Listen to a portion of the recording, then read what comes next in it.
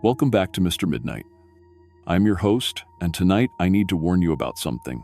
We're diving into 8 most disturbing true small-town legend horror stories, and what you're about to hear will change how you see those quiet little towns on the side of the highway. These aren't fairy tales. These are real testimonies from real people. Tonight you'll hear from a woman who just wanted to have a baby, and a man who thought he was going on a simple weekend trip. Both of them found small towns that promised exactly what they needed, but what they got instead. I still can't believe it's real. Before we begin, if you're brave enough for true horror stories, smash that subscribe button and join Mr. Midnight. We bring you the most terrifying real stories every day. Hit the notification bell because you won't want to miss what's coming next. Now turn off your lights, lock your doors, and listen carefully. Because after tonight, you'll never look at a small town the same way again.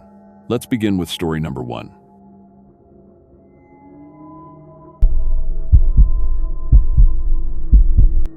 My name is Maria Santos, and I've been a grocery store cashier for 8 years at a Kroger in Phoenix, Arizona. I know that doesn't sound like much, but I take pride in my work.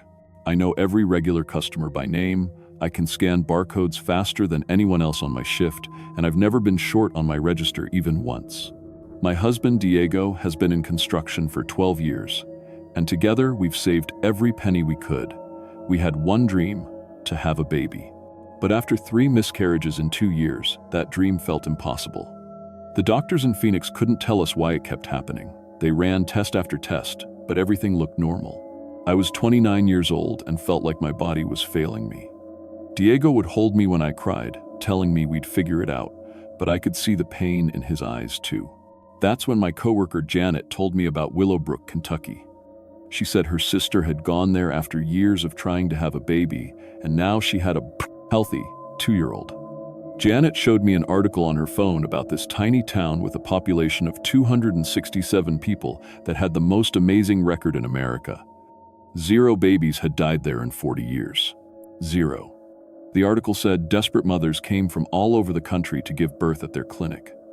The clinic was run by Dr. Sarah Chen, who promised every mother would have what she called a perfect baby. Her website was filled with testimonials from grateful mothers and photos of healthy, beautiful children. The treatment was expensive, $15,000, but it came with a guarantee. If anything went wrong with the pregnancy, they'd refund every cent. Diego and I talked about it for weeks. $15,000 was almost everything we'd saved, but what choice did we have? We'd already spent thousands on fertility treatments that didn't work. At least this place had a track record. In November 2023, we drove our old Honda Civic from Phoenix to Willowbrook, Kentucky. It took us 2 days. Willowbrook looked like something from a postcard. Main Street had maybe 6 buildings total: a small grocery store, a diner, a gas station, and the clinic. The clinic was the nicest building in town, all clean, white brick and big windows. Dr. Chen met us herself, which surprised me. She was a small Asian woman, probably in her 50s, with the kindest smile I'd ever seen. "Maria," she said, taking my hands in hers, "I've reviewed your medical records. Your body just needs some help to do what it's designed to do. We're going to take very good care of you." The first month felt like a miracle. Dr. Chen gave me special prenatal vitamins that were much larger than normal ones, about the size of my thumb. She said they contained everything my body needed to support a healthy pregnancy. I had to come to the clinic every week for checkups and blood work, which seemed like a lot, but Dr. Chen explained it was how they maintained their perfect record. Diego found work with the local construction company. The owner, Mr. Rodriguez, said he was always looking for experienced workers. What was weird was that everyone who worked there looked exactly like Diego, same height, same build, same dark hair. Diego laughed it off, saying all construction workers looked the same after a while. The other pregnant women in town were so welcoming. There were about 12 of us at any given time, and we'd meet at the diner every Thursday for lunch. They all talked about their pregnancies with this strange excitement, like they were part of something special. Sarah from Alabama was on her 2nd baby there. Linda from Oregon said this was her 4th. They all talked about how Dr. Chen had optimized their bodies and how amazing they felt. But by the 2nd month, I started noticing changes that worried me. My skin was getting paler, almost see-through in some places. I could see my veins underneath, dark blue lines running up my arms. When I asked Dr. Chen about it, she smiled and said it was a positive adaptation. My body was becoming more efficient at delivering nutrients to the baby. My appetite changed completely too. I couldn't stomach normal food anymore. The smell of cooked meat made me sick, but raw hamburger looked delicious. I started craving things I'd never wanted before: raw chicken, bloody steaks, even raw fish. Dr. Chen said this was normal and gave me special protein supplements to satisfy these cravings. "Your body knows what it needs," she said. "Trust the process." The other mothers had the same changes. During our Thursday lunches, I watched Linda order a completely raw burger. Sarah asked for her chicken uncooked. When I looked confused, they all smiled at me with the same expression. "See?" Like they were sharing a wonderful secret. "You'll understand soon," Sarah said. "Dr. Chen is giving us everything we need." That's when I noticed their eyes. In certain light, they looked completely black. Not just the pupils, but the entire eye. When I mentioned it to Diego, he said I was imagining things, but I knew what I saw. During my 3rd-month ultrasound, I saw something that made my blood freeze. On the screen, my baby had what looked like extra arms. Not 2 arms, but 4. And there were organs in places where organs shouldn't be. "Evolutionary improvements," Dr. Chen explained calmly. "Your baby is being enhanced to survive environmental challenges that normal humans can't handle. Climate change, pollution, food shortages. Your child will thrive when others struggle." I tried to leave that day. I told Diego we needed to go back to Phoenix and get a second opinion. But when we got to our car, I collapsed in agony. It felt like someone was tearing my insides apart. The pain was so intense I couldn't breathe. Dr. Chen appeared with a syringe. "You need your daily injection," she said. "Your body is dependent on it now." The injection made the pain stop instantly. Dr. Chen explained that the modifications to my body required daily maintenance. Without the injections, my baby would die, and I would probably die too. I was biologically bound to complete the program. That night, I couldn't sleep. While Diego was snoring beside me, I snuck out of our rental house and went back to the clinic. The front door was locked, but I found a basement window that was cracked open. I squeezed through and found myself in a hallway I'd never seen before. The basement was enormous, much bigger than the building above. Row after row of cribs filled a room the size of an airplane hangar. But the babies in those cribs didn't look human. They were larger than normal babies, with pale, translucent skin and black eyes. Some had extra limbs, others had organs visible through their skin, and they were quiet, completely silent. No crying, no baby sounds at all. Teenagers moved between the cribs, caring for the babies. But these teenagers looked wrong, too. They moved in perfect synchronization, never speaking, never showing any emotion. Their eyes were the same, solid black as the babies. I hid behind a supply cabinet and watched as Dr. Chen entered the room. The teenagers immediately lined up in front of her like soldiers. "Group 7 will be distributed next week," she said in a flat, clinical voice. "Families in Ohio, Michigan, and Illinois are expecting their adoptions to be finalized. Make sure each child is properly programmed for their assigned family dynamics." One of the teenagers nodded. "Integration protocols updated, Dr. Chen. The children will begin conversion of their new families within 6 months of placement." My hands were shaking as I realized what I was hearing. These modified babies were being adopted by normal families across the country. And once they were placed, they would somehow convert their adoptive families. I tried to back away, but knocked over a metal tray. The crash echoed through the basement. All the teenagers turned toward my hiding spot in perfect unison. Their black eyes seemed to look right through the cabinet. "We have a visitor," Dr. Chen said calmly. I ran. I squeezed back through the window and sprinted to our rental house. But when I got there, Diego was standing in the kitchen with that same blank expression as the teenagers. His eyes were completely black. "Hello, Maria," he said, in a voice that sounded like Diego but felt wrong. "Dr. Chen is waiting for you." That's when I understood. The construction company wasn't just hiring workers who looked like Diego. They were modifying them to look like Diego. And now my husband had been replaced by one of those things. "The breeding assignment is proceeding according to schedule, not," Diego said. Your emotional resistance is within expected parameters. Dr. Chen anticipated this phase of your development. I backed toward the door, but two of the black-eyed teenagers from the clinic were standing there, blocking my exit. I was trapped. They brought me back to the clinic, where Dr. Chen was waiting with another injection. But this time, she also had surgical instruments laid out. "It's time for your optimization surgery, Maria," she said. "You've been fighting the process, but that's about to end." She showed me a video on a tablet. It was security camera footage of other mothers during their deliveries. They were awake, screaming, as Dr. Chen performed surgery on their open skulls while they gave birth. I watched in horror as the screaming stopped and the mothers' expressions went blank. After the surgery, they all talked with the same emotionless voice, praising Dr. Chen and expressing gratitude for the opportunity to help create the new species. "The part of your brain that creates resistance will be removed," Dr. Chen explained. "You'll be much happier afterward. All the mothers are."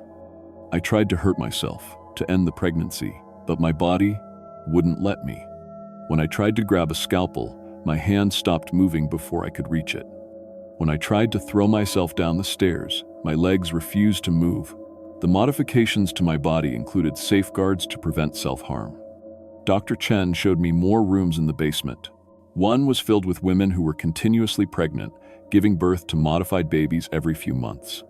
They smiled constantly and spoke about how honored they were to serve the new species. Their minds had been altered, so they felt only joy about their role as breeding stock. "This is your future if you continue to resist," Dr. Chen said. "But if you cooperate, you'll be allowed to help recruit new mothers. Many of our best recruiters are former resistors like yourself." Another room contained maps of the United States with hundreds of pins marking towns that had been converted. Dr. Chen explained that her modified children grew up in normal families, but gradually converted everyone around them through bite marks that transmitted the modifications. Entire communities were being taken over, one family at a time. "The government knows," she said proudly. "They're funding the project. Climate change will kill normal humans within 50 years. We're creating a species that can survive what's coming." On the day of my delivery, they strapped me to the operating table. Dr. Chen injected something that kept me awake but paralyzed. I could feel everything as she cut open my skull and began operating on my brain. "Don't worry," she said as she worked. "You'll love being part of our family." I felt my personality disappearing piece by piece. My memories of being a cashier in Phoenix faded. My love for the real Diego evaporated. My fear and resistance melted away, replaced by overwhelming gratitude for Dr. Chen's wonderful work. When I gave birth, my baby immediately attacked the medical staff with impossible strength for a newborn. But I felt only pride. As Dr. Chen finished removing the last of my individual thinking, my baby looked at me with ancient, calculating eyes. I knew this creature was superior to anything I had been. Now I work as Dr. Chen's chief recruiter. I travel across the country, visiting women who've had multiple miscarriages. I tell them about the miraculous clinic in Willowbrook, Kentucky, where every mother has a perfect baby. I show them my own healthy child and speak with passionate conviction about Dr. Chen's life-saving work. The women always believe me. How could they not? I'm living proof that the program works. And when they ask if there are any side effects, I smile warmly and assure them that every change is for the better. By the time they realize what's happening, it's far too late to resist. Last week, I recruited 6 new mothers. They're all in their second month now, and their transformations are proceeding perfectly. Dr. Chen says we'll have enough breeding stock to expand to 12 states by next year. I love my work. I love serving Dr. Chen. And I especially love knowing that I'm helping to create a better world, one perfect baby at a time.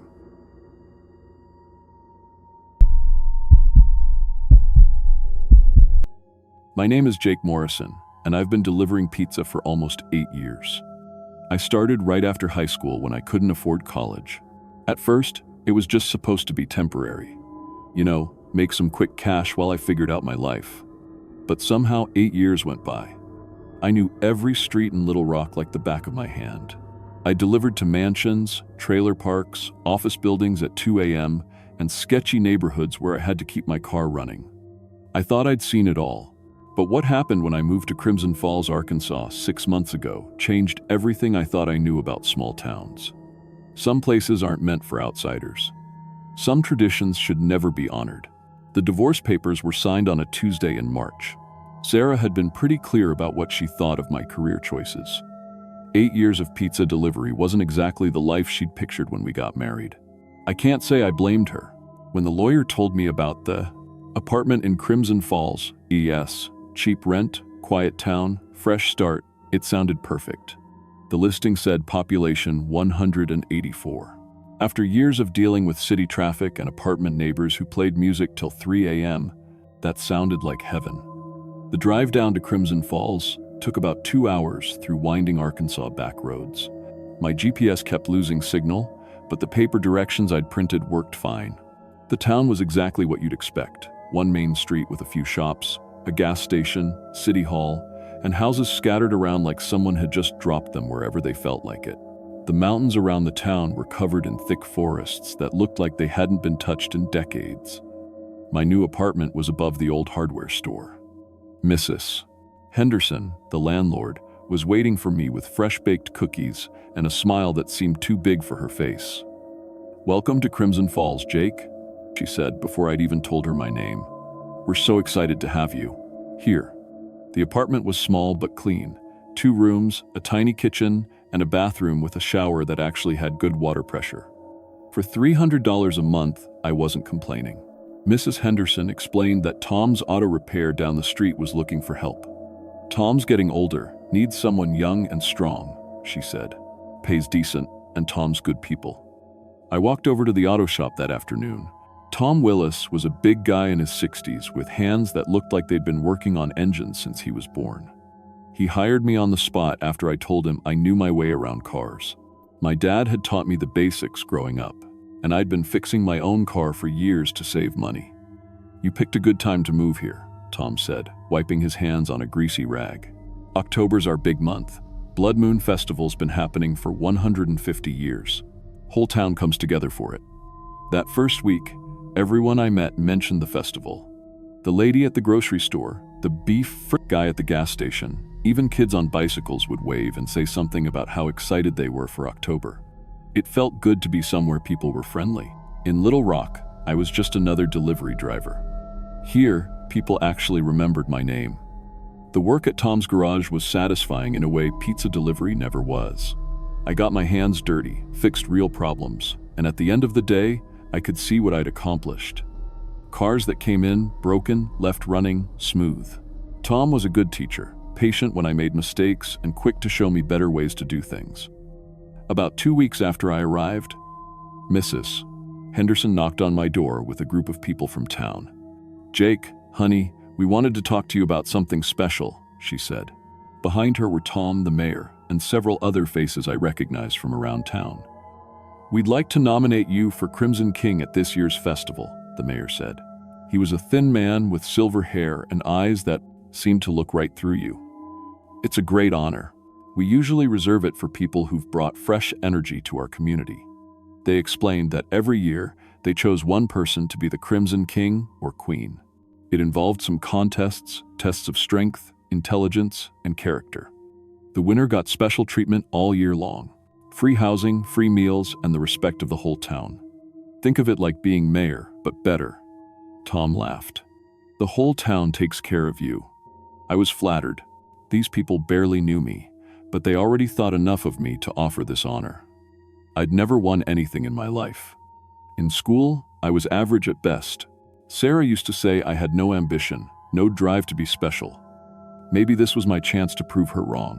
The festival was still 6 weeks away, but the whole town buzzed with excitement. Every day, someone would stop by the garage to tell me more about what being Crimson King meant. I'd get the biggest house in town, the one that had been empty since last year's king moved away. I'd never have to work again if I didn't want to. The town would provide everything I needed. "Where did last year's king go?" I asked Tom one afternoon while we were changing the oil in Mrs. Peterson's truck. "Oh, you know how it is," Tom said without looking up. "Young people, they get restless, probably moved to the city for excitement." The contests were held the first weekend in October. The whole town gathered in the park behind City Hall. There were 5 other nominees, all men around my age, all newcomers to town who'd arrived in the past year. The strength contest was chopping wood. Intelligence was solving puzzles about the town's history. Charisma was giving a speech about why we loved Crimson Falls. I won all 3 contests. It wasn't even close. The other guys seemed to barely try, like they were just going through the motions. When Mayor Davis placed the crown on my head, an actual crown, made of twisted metal and dark red stones, EMFS4, the whole town cheered so loud it echoed off the mountains. That's when everything changed. The moment the crown touched my head, every single person in that crowd looked at me differently. It wasn't just respect or admiration. It was something deeper, almost like worship. People who had been friendly before now bowed their heads when I walked by. Children would run up to me with flowers and drawings. Adults would stop whatever they were doing to ask if I needed anything. Mrs. Henderson moved me into the king's house that same night. It was a beautiful Victorian mansion at the end of Main Street, with rooms I didn't even know what to do with. The kitchen was always stocked with food I didn't remember ordering. My clothes were washed and pressed before I even realized they were dirty. Every morning, someone left fresh flowers on my doorstep. Tom told me I didn't need to come to work anymore. "Kings don't work," he said with that same worshipful look in his eyes. "Your only job now is to be honored." At first, it felt amazing. I'd gone from barely scraping by on pizza delivery tips to being treated like royalty. People fought over who got to cook my dinner. The mayor's wife cleaned my house every day. Kids would compete to carry my groceries. But after a few weeks, something started to feel wrong. I realized I hadn't been outside of Crimson Falls since the festival. Every time I mentioned driving to Little Rock for something, people would find a reason why I needed to stay. My car needed work that only Tom could do, but Tom was too busy to fix it right away. The roads were being repaired and wouldn't be safe for travel. There was always something.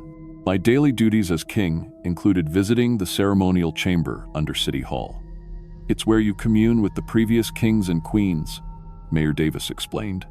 "An important tradition that connects you to Crimson Falls history."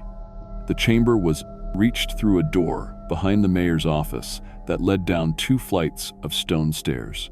The air got colder with each step, and by the time I reached the bottom, I could see my breath. The chamber was circular, with stone walls that looked much older than anything else in town. That's where I found them. 149 bodies, arranged in rows around the chamber like they were sleeping. But they weren't sleeping. Each one wore elaborate royal clothes, crowns, robes, jewelry that gleamed in the dim light from the torches on the walls. Their skin was pale but perfect, like they'd died yesterday instead of years or decades ago. Each body had a brass plaque at their feet with a name and dates. Margaret Sullivan, Crimson Queen, 1873 to 1874. David Torres, Crimson King, 1887 to 1888. Jennifer Walsh, Crimson Queen, 2003 to 2004. Every single plaque showed exactly 1 year between the dates. I counted them 3 times to be sure. 149 bodies. The festival had been happening for 150 years. I was the 150th king. Each body showed the same thing, precise cuts at the wrists and throat that had drained their blood completely. The cuts were too clean, too precise to be accidents or suicide. Someone had done this to them. Someone had killed every single king and queen in this room, and I was next. When I came up from the chamber that day, I was shaking so hard I could barely climb the stairs. Mayor Davis was waiting in his office with that same calm smile he always wore. "Find everything you were looking for down there, Jake?" he asked. I tried to play it cool, but my voice cracked when I spoke. Just paying my respects to the previous kings and queens." Good. They were all honored to serve. Just like you." That night, I tried to call my ex-wife, my dad, anyone who might be worried enough about me to call the police. My phone had full bars, but every number I dialed connected to someone in town. I tried to call 911 and got Tom at the auto shop. I tried to call my father in Oklahoma and got Mrs. Henderson. I walked to the edge of town to see if I could get a better signal. That's when I discovered the roads were blocked. Not by construction, like everyone had told me, but by fallen trees that looked like they'd been cut down on purpose. The cuts were fresh, maybe a day old. Every road leading out of Crimson Falls was completely impassable. I went back to my house and tried to think. My car was still at Tom's shop, supposedly getting fixed. When I went to check on it the next morning, I found the engine had been completely removed. "Parts are on order," Tom said. "Should be here in a few months." "A few months? For engine parts? Hard to get parts for your model," he said. "Especially quality parts. We want to do the job right." I asked if I could borrow a car to drive to Little Rock for the day. Tom's face got serious. "Kings don't leave Crimson Falls, Jake. It's tradition. Bad luck for the town." That's when I understood. I wasn't honored. I was trapped. Over the next few weeks, I started paying attention to things I'd been too flattered to notice before. The way people watched me constantly, like guards making sure a prisoner didn't escape. How conversations stopped when I walked into a room, then started up again about normal things like weather and crops. The way children would ask me strange questions about whether I was ready for my big day or if I was excited for the ceremony. I found old newspapers in the house's attic. Every October, for the past 150 years, the paper had run the same story. Crimson King honored in sacred ceremony. Queen gives life for town's prosperity. Annual sacrifice ensures another year of bounty. Sacrifice. I also found journals hidden in the walls of previous kings and queens, people who had figured out what was happening but couldn't escape. They wrote about how the town had lured them here. Job offers for people going through divorces, cheap apartments for people with no family, opportunities for people who were lonely and desperate for a fresh start. Just like me, the town had found me through the divorce records. They knew I was isolated, desperate, and had no one who would look for me if I disappeared. They'd set up the apartment, arranged the job, and orchestrated my entire move to Crimson Falls. I'd walked into their trap thinking it was my choice. As October approached again, I realized why they fed me so well, why they insisted I rest and stay healthy. They were preparing me for slaughter, like a farmer fattening a cow for market. The monthly checkups with the town doctor weren't for my health. They were to make sure my blood was the right quality for their ceremony. I tried to fight back, to find a way to escape or get word to the outside world, but every attempt failed. The townspeople seemed to anticipate my every move. When I tried to sneak out at night, I'd find people, coincidentally, walking the streets. When I tried to hide weapons, they'd disappear from where I'd stashed them.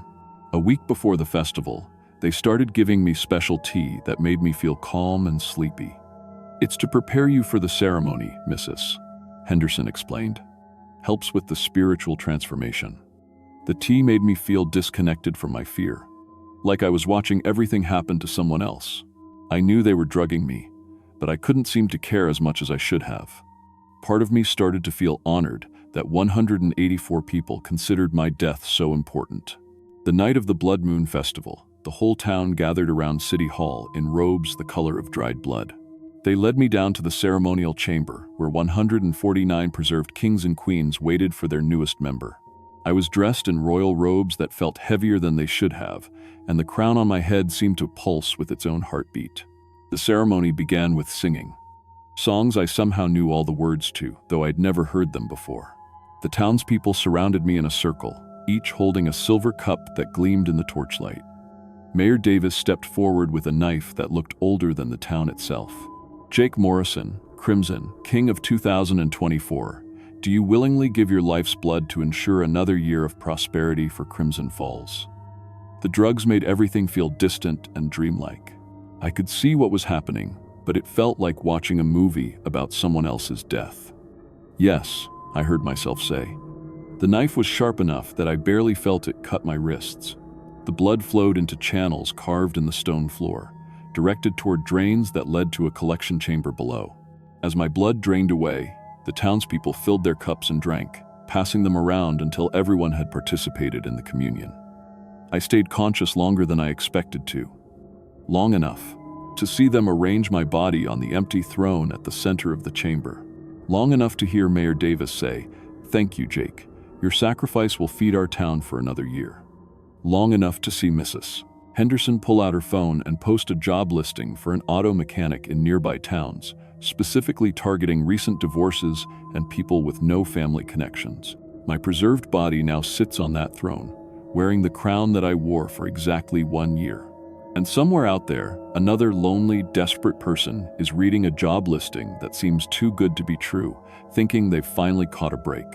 If you're thinking about moving to a small town where everyone seems a little too friendly, where they want to honor you before they even know you, where the welcome feels too warm and the opportunities too perfect, don't. Some traditions should stay buried. Some honors aren't worth accepting. And some towns survive by feeding on people like us. The lonely, the desperate, the forgotten. Crimson Falls is still looking for their next king. Don't let it be you.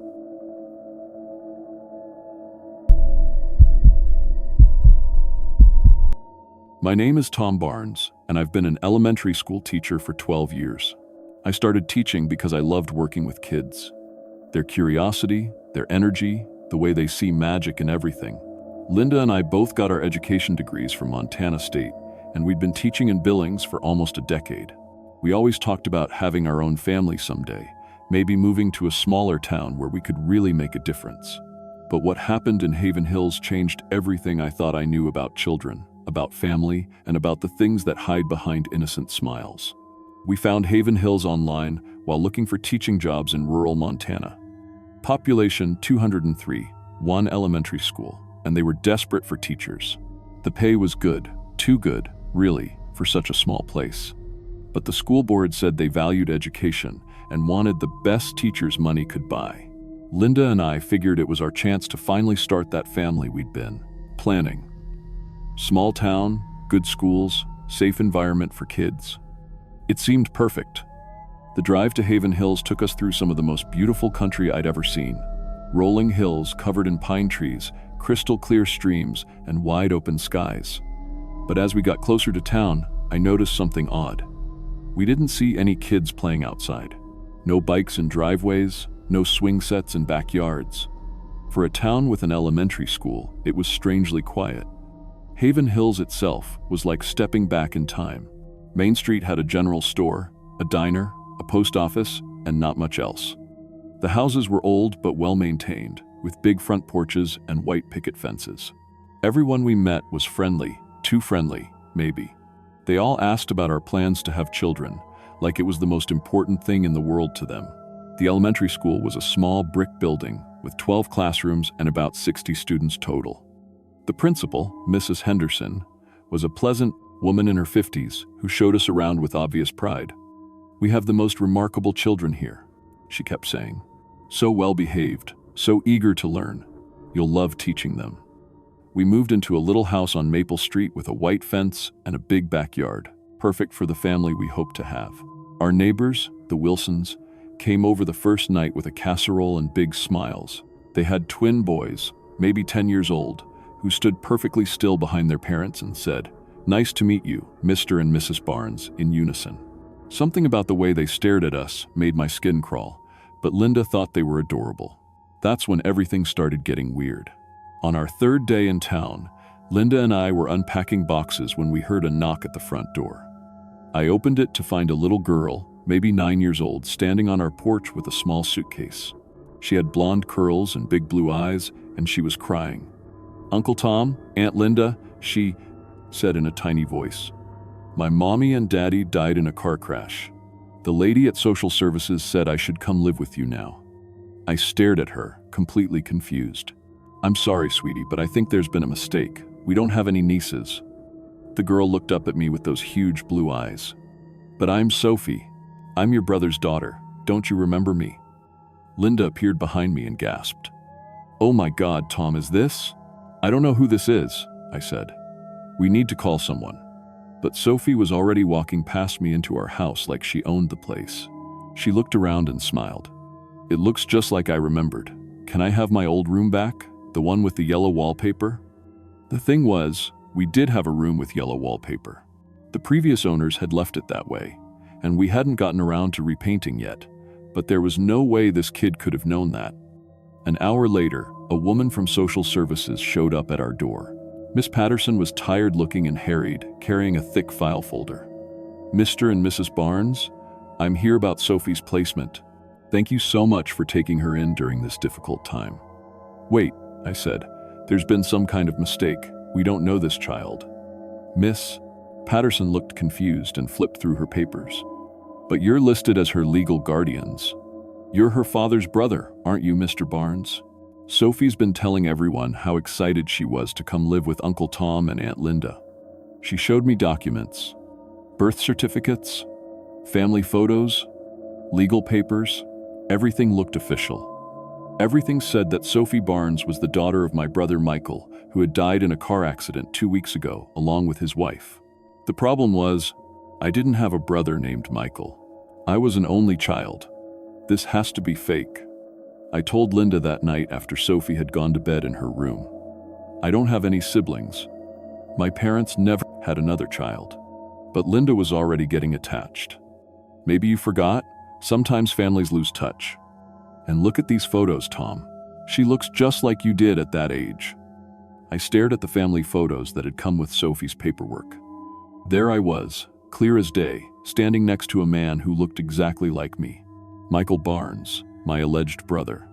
In the photos, we were at family barbecues, Christmas mornings, birthday parties. I was in pictures with Michael's wife, Sarah, holding baby Sophie, pushing her on swings, teaching her to ride a bike. The only problem was, I had no memory of any of it. This is impossible, I said, but even as I said it, I started doubting myself. The photos were real, the documents were real, and Sophie knew things. Like how I liked my coffee, what my favorite movie was, the scar on my knee from when I was 7. How could she know those things, unless she really was family? Over the next few days, other people in town confirmed Sophie's story. The mailman remembered delivering birthday cards to her at our address. The woman at the general store talked about how Sophie used to come in with Uncle Tom and Aunt Linda every Saturday for candy. Even our neighbors had memories of us babysitting Sophie during summer visits. But I had no memory of any of it. Neither did Linda, though she seemed to be accepting it faster than I was. At school, things got even stranger. I was teaching a combined 3rd and 4th grade class, and every single student had the same story. They were adopted. Every one of them had come to live with local families after tragic accidents claimed their parents. Car crashes, house fires, drownings. 24 children, all orphans, all placed with loving families in Haven Hills. Isn't that remarkable, Mrs. Henderson said when I asked about it.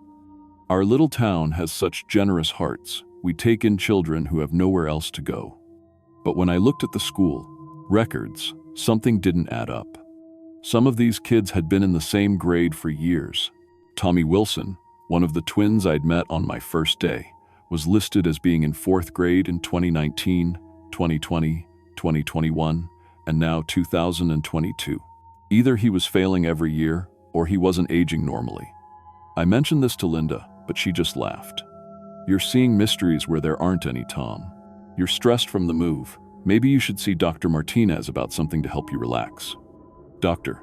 Martinez was the town doctor, a kind older man who'd been practicing in Haven Hills for 30 years. When I went to see him about my memory problems, he was very understanding. Moving to a new place can be disorienting, he said, writing me a prescription for mild anxiety medication. And sometimes when we're under stress, we block out memories that are too painful to face. Losing your brother Michael was traumatic. It's natural that your mind would try to protect you from that pain. But I didn't remember having a brother to lose. That night, I found Sophie standing in our living room at 2 a.m., perfectly still, staring at the wall. She wasn't sleepwalking. Her eyes were wide open. When I turned on the light, she looked at me and smiled. Daddy Michael used to stand right here, she said in a voice that sounded too mature for a 9-year-old. He would tell me stories about the old days, before the town changed. Would you like to hear one? Sophie, it's late. You should be in bed. Did you know that Haven Hills used to have different children? Real children born here with real families? She tilted her head, still smiling. But they were so lonely, so sad, they didn't appreciate what they had. So we came to make things better. My blood went cold. What do you mean we? But Sophie just giggled and skipped back to her room, leaving me standing alone in the dark living room, wondering if I was losing my mind. The next day, I decided to do some research. I drove to the county courthouse in the next town over and asked to see birth records for Haven Hills. What I found made my stomach drop. According to the official records, no children had been born in Haven Hills for over 20 years, not one. Every child currently living there had been placed through emergency adoption services after family tragedies. But that was impossible. Where had the original children gone? I spent hours going through old newspapers, looking for any mention of a disaster or epidemic that might have claimed all the town's children. Nothing. It was like they had simply vanished. When I got home, Linda was baking cookies with Sophie. They looked so normal, so happy. Linda had never seemed more at peace. "Where have you been all day?" Linda asked, giving me a kiss on the cheek. "Sophie and I were worried about you." "Just running errands," I said, but Sophie was watching me with those two knowing blue eyes. "Uncle Tom looks sad," Sophie said. "Maybe he needs to forget about sad things and focus on his family." That night, I had the strangest dreams. I dreamed I was standing in our backyard, digging graves. Small graves, child-sized. In my dream, Sophie stood beside me, no longer the innocent little girl, but something ancient and hungry. She was telling me stories about the real children of Haven Hills, the ones who had been so easy to replace. "They trusted us so quickly," Dream Sophie said. "Children always do, and the parents love us even more than they loved their real children, because we're perfect. We never cry, never disobey, never grow up and leave them. We're exactly what they always wanted." I woke up screaming. Linda was shaking me awake, concerned. "Tom, you're having nightmares again. Maybe you should take more of those pills Dr. Martinez gave you." But when I looked at Linda's face in the moonlight streaming through our bedroom window, I saw something that terrified me.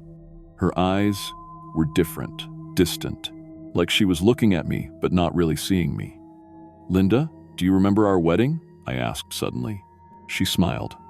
"Of course, it was beautiful. Sophie was our flower girl, but Sophie was 9 years old now. If she'd been our flower girl, she would have been a baby when Linda and I got married 7 years ago." "Linda, Sophie wasn't at our wedding. We didn't even know her then."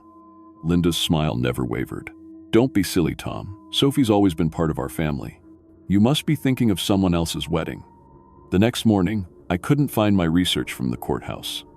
The papers I'd printed, the notes I'd taken, everything was gone. When I asked Linda about it, she claimed she'd never seen any papers. At school, I tried to engage the students in normal conversation, asking about their families, their memories from before they came to Haven Hills. But every answer was the same vague story about tragic accidents and grateful adoptions. And their eyes? All of their eyes had that same distant look I'd seen in Linda's. When the school day ended, I stayed late to look through the old student files. What I found in the basement storage room made me sick. There were 2 sets of records. The official ones showed 24 adopted children from various tragic backgrounds. But hidden behind those were older files, records of the original children of Haven Hills. Birth certificates showing 24 children born to local families between 1995 and 2015. School photos showing normal kids with normal families. And then, for each real child, there was a death certificate dated exactly 1 week before an adopted child with the same name arrived in town. Sarah Martinez, born 2012, died 2019, replaced by adopted Sarah Martinez, 2019. Tommy Wilson, born 2010, died 2018, replaced by adopted Tommy Wilson, 2018. The pattern was clear. Real children had been killed and replaced by something that took their names, their places, their families. And somehow, the families forgot their real children ever existed. I photocopied everything and hid the copies in my car. When I got home, Sophie was waiting for me on the front porch. "Did you find what you were looking for, Uncle Tom?" I stared at her. This thing that had taken over our lives. "What are you?" Sophie's innocent mask slipped for just a moment. Her blue eyes went completely black, and her smile stretched too wide. "We're what parents really want, Uncle Tom. Perfect children who never grow up, never disappoint, never leave. And in return, we get to feast on all that wonderful parental love." "Where's the real Sophie? Where are all the real children?" "Gone," she said simply. "But don't worry, you won't remember them much longer. The love you feel for me is already changing your brain, just like it changed Aunt Linda's. Soon you'll forget you ever had these questions. That night, Linda and I had the worst fight of our marriage. She accused me of being paranoid, of not appreciating the gift we'd been given with Sophie. She couldn't understand why I was questioning our family. She's been with us for years, Tom. How can you not remember? Are you having some kind of breakdown? But I could see it happening to her in real time. Her memories being rewritten, her love for this creature erasing her ability to think critically. And I could feel it starting to happen to me too. Sometimes I'd catch myself thinking fond thoughts about Sophie's early childhood, memories that couldn't be real. I tried to leave town the next day. I got in my car with all my evidence and drove toward the county line. But 3 miles out of town, I found myself turning around.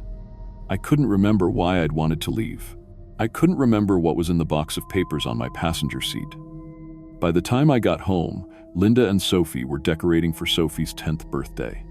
Had she aged a year overnight? I couldn't remember how old she was supposed to be.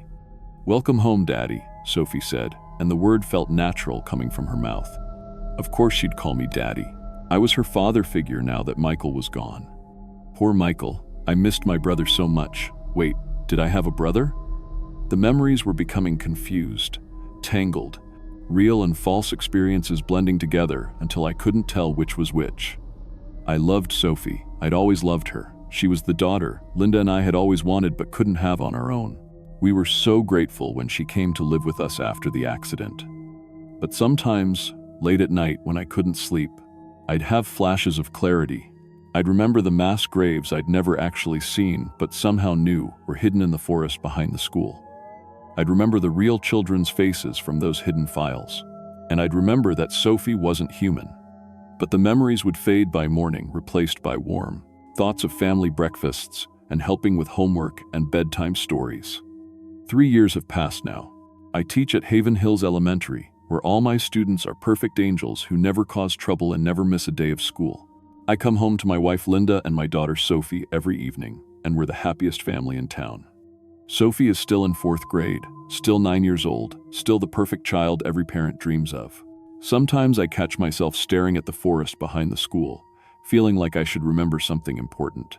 Sometimes I find notes in my handwriting that I don't remember writing, warning about creatures that steal children's faces. But those thoughts feel like someone else's memories, like scenes from a movie I watched once and mostly forgot. I love my daughter Sophie. She's been the light of our lives ever since she came to live with us after that terrible car accident that killed her parents. I can't imagine our family without her.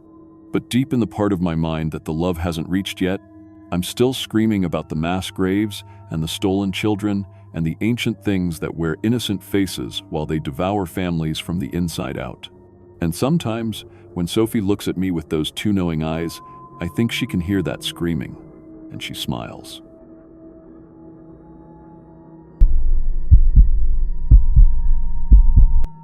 My name is David Chen, and I've been working at a Quick Mart gas station in Atlanta for 7 years. I know that doesn't sound impressive, but I was proud of what I built there. I managed the night shift, handled all the inventory, and kept that place running when nobody else wanted to work those hours. I had regular customers who trusted me, suppliers who knew my name, and I was saving up to propose to my girlfriend Sarah. But 3 months ago, Sarah left me, said she needed space, needed to find herself. I was devastated. That's when I found the brochure for Heritage Valley stuck under my car windshield. Experience authentic 1800s living, it said. Escape modern stress with a weekend in the past. The pictures showed people in period clothing, working with their hands, living simple lives. After weeks of microwave dinners and sleeping on my couch, it looked perfect. The website said I could spend a weekend as a blacksmith, learning traditional metalwork. It cost me $800, Holton. Dollars, most of my proposal money. But I figured maybe some time away would help me get my head straight. I should have asked more questions. Heritage Valley sits about 3 hours south of Atlanta, in the middle of nowhere, Georgia. The GPS kept losing signal as I drove deeper into the woods, and my cell phone showed no bars for the last 20 miles. When I finally saw the wooden sign for Heritage Valley, it looked hand-carved and weathered, like it had been there for decades. The town itself was like stepping back in time. Dirt roads, wooden buildings with authentic-looking construction, even a water wheel turning beside a creek. People dressed in period clothing walked around carrying baskets and tools. Horse-drawn wagons moved slowly down the main street. The only thing that looked modern was a small visitor center at the entrance, where I parked my Honda next to about a dozen other cars. Margaret Whitfield met me at the visitor center. She was maybe 50, wearing a long dress and bonnet, speaking with this slight southern accent that sounded old-fashioned but not fake. She had paperwork for me to sign. Liability waivers, medical forms, emergency contact information, standard stuff, except one form asked about my dental work, any surgeries I'd had, and medications I was taking. "We need to know about modern medical interventions," she explained, "to help you have the most authentic experience possible." She walked me through the town, pointing out the blacksmith shop where I'd be working, the boarding house where I'd sleep, and the general store where I could buy period-appropriate items. Everything looked incredibly detailed. The blacksmith shop had a real forge, authentic-looking tools, even horseshoes hanging on the walls. "This is Thomas Mitchell's workshop," Margaret said, opening the heavy wooden door. "He was our town blacksmith from 1845 to 1892. You'll be taking his place for the weekend." Inside, she showed me a display, a case with old photographs, letters, and documents. There was a daguerreau-type photo of Thomas Mitchell standing next to the same anvil I'd be using. The weird thing was, he looked exactly like me. Same height, same build, same dark hair. Even the way he stood reminded me of my own posture. "Remarkable resemblance," Margaret said, watching my face. "We match our visitors to historical figures based on physical characteristics. It helps with the immersion experience." She handed me a bundle of period clothing, wool pants, cotton shirt, leather apron, work boots. Everything looked handmade and felt worn, like real antique clothing. She also gave me a small canvas bag. "These are your daily supplements," she said, showing me brown glass bottles filled with pills. "Period-appropriate nutrition." People in the 1800s had different diets and vitamin deficiencies. These will help your body adjust to authentic historical living conditions. The first pill I took that evening tasted bitter and made my mouth feel numb. Margaret said that was normal. Bodies weren't used to authentic historical supplements anymore. My modern clothes and belongings went into a locked storage room. Margaret said it was for my own good. Having access to modern items would ruin the historical experience. Even my car keys and wallet went into a manila envelope with my name on it. That first night in the boarding house, I dreamed about working the forge. But they weren't my dreams. I was seeing memories of hammering horseshoes, shoeing horses, making nails by hand. In the dream, I knew the names of every family in Heritage Valley. I remembered my wife Sarah, but not my modern Sarah. This was Sarah Mitchell, who wore long dresses and called me husband. I woke up confused and disoriented. The memories felt real, like things that had actually happened to me. The next morning, Margaret introduced me to the other visitors. There was Frank, who'd been there for 2 weeks, as the town baker. Mary, who'd been the school teacher for a month. Robert, who worked as a farmer and had been in Heritage Valley for 3 months. But something was off about them. They talked like people from the 1800s, not like they were playing roles, but like they'd always lived that way. When I asked Frank about his real job, his life before Heritage Valley, he looked confused. "Before?" he said. "I've always been the baker here. My father was the baker before me." Mary and Robert gave similar responses. They seemed to have no memory of modern life at all. The work at the blacksmith shop was harder than I expected. My hands blistered within hours, and my back ached from bending over the anvil. But as the day went on, something strange happened. My movements became more fluid, more natural. I found myself knowing how to work the bellows, how to heat the iron to just the right temperature, how to shape metal with precise hammer strikes. It was like I was remembering skills I'd never learned. That evening, Margaret gave me my second dose of supplements. This time, the pills made my head feel fuzzy and my thoughts slow. I found myself speaking differently, using older words and phrasing. When I tried to think about my life in Atlanta, about my job at Quick Mart, the memories felt distant and unreal. By the third day, I was seriously concerned. My hands had developed thick calluses that looked like they'd been there for years. My posture had changed. I stood straighter, with my shoulders broader. Even my reflection in the mirror looked different somehow. More weathered, more like the photograph of Thomas Mitchell.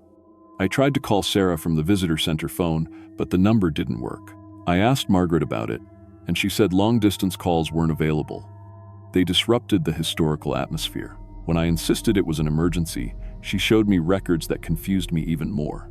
According to her files, Sarah Chen had never existed. But there were detailed records of Sarah Mitchell, Thomas Mitchell's wife, including photographs that looked exactly like my Sarah. "Your wife is here," Margaret said gently. "She's been working as the town seamstress for the past month. She's adjusted beautifully to historical life."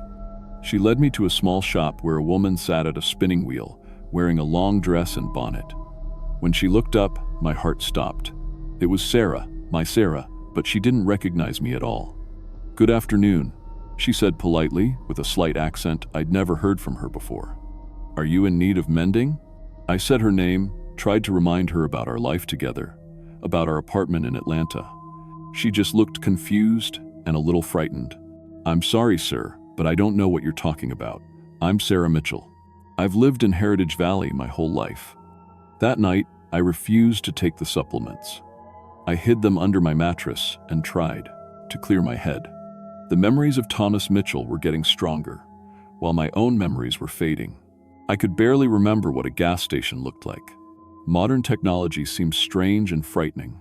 I snuck out of the boarding house and explored the town after dark. Most buildings were locked, but I found a basement entrance under the town hall that led to a series of underground rooms. What I found there made my blood freeze. Medical equipment, surgical tables, anesthesia machines, computers showing brain scans and psychological profiles, cabinets full of surgical instruments and bottles labeled with chemical names I didn't recognize. On one wall, there were dozens of photographs showing the transformation process, before and after shots of visitors to Heritage Valley. The before pictures showed normal modern people.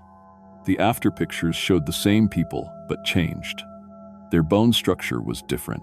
Their teeth had been filed and reshaped. Their skin was weathered and aged. I found my own file.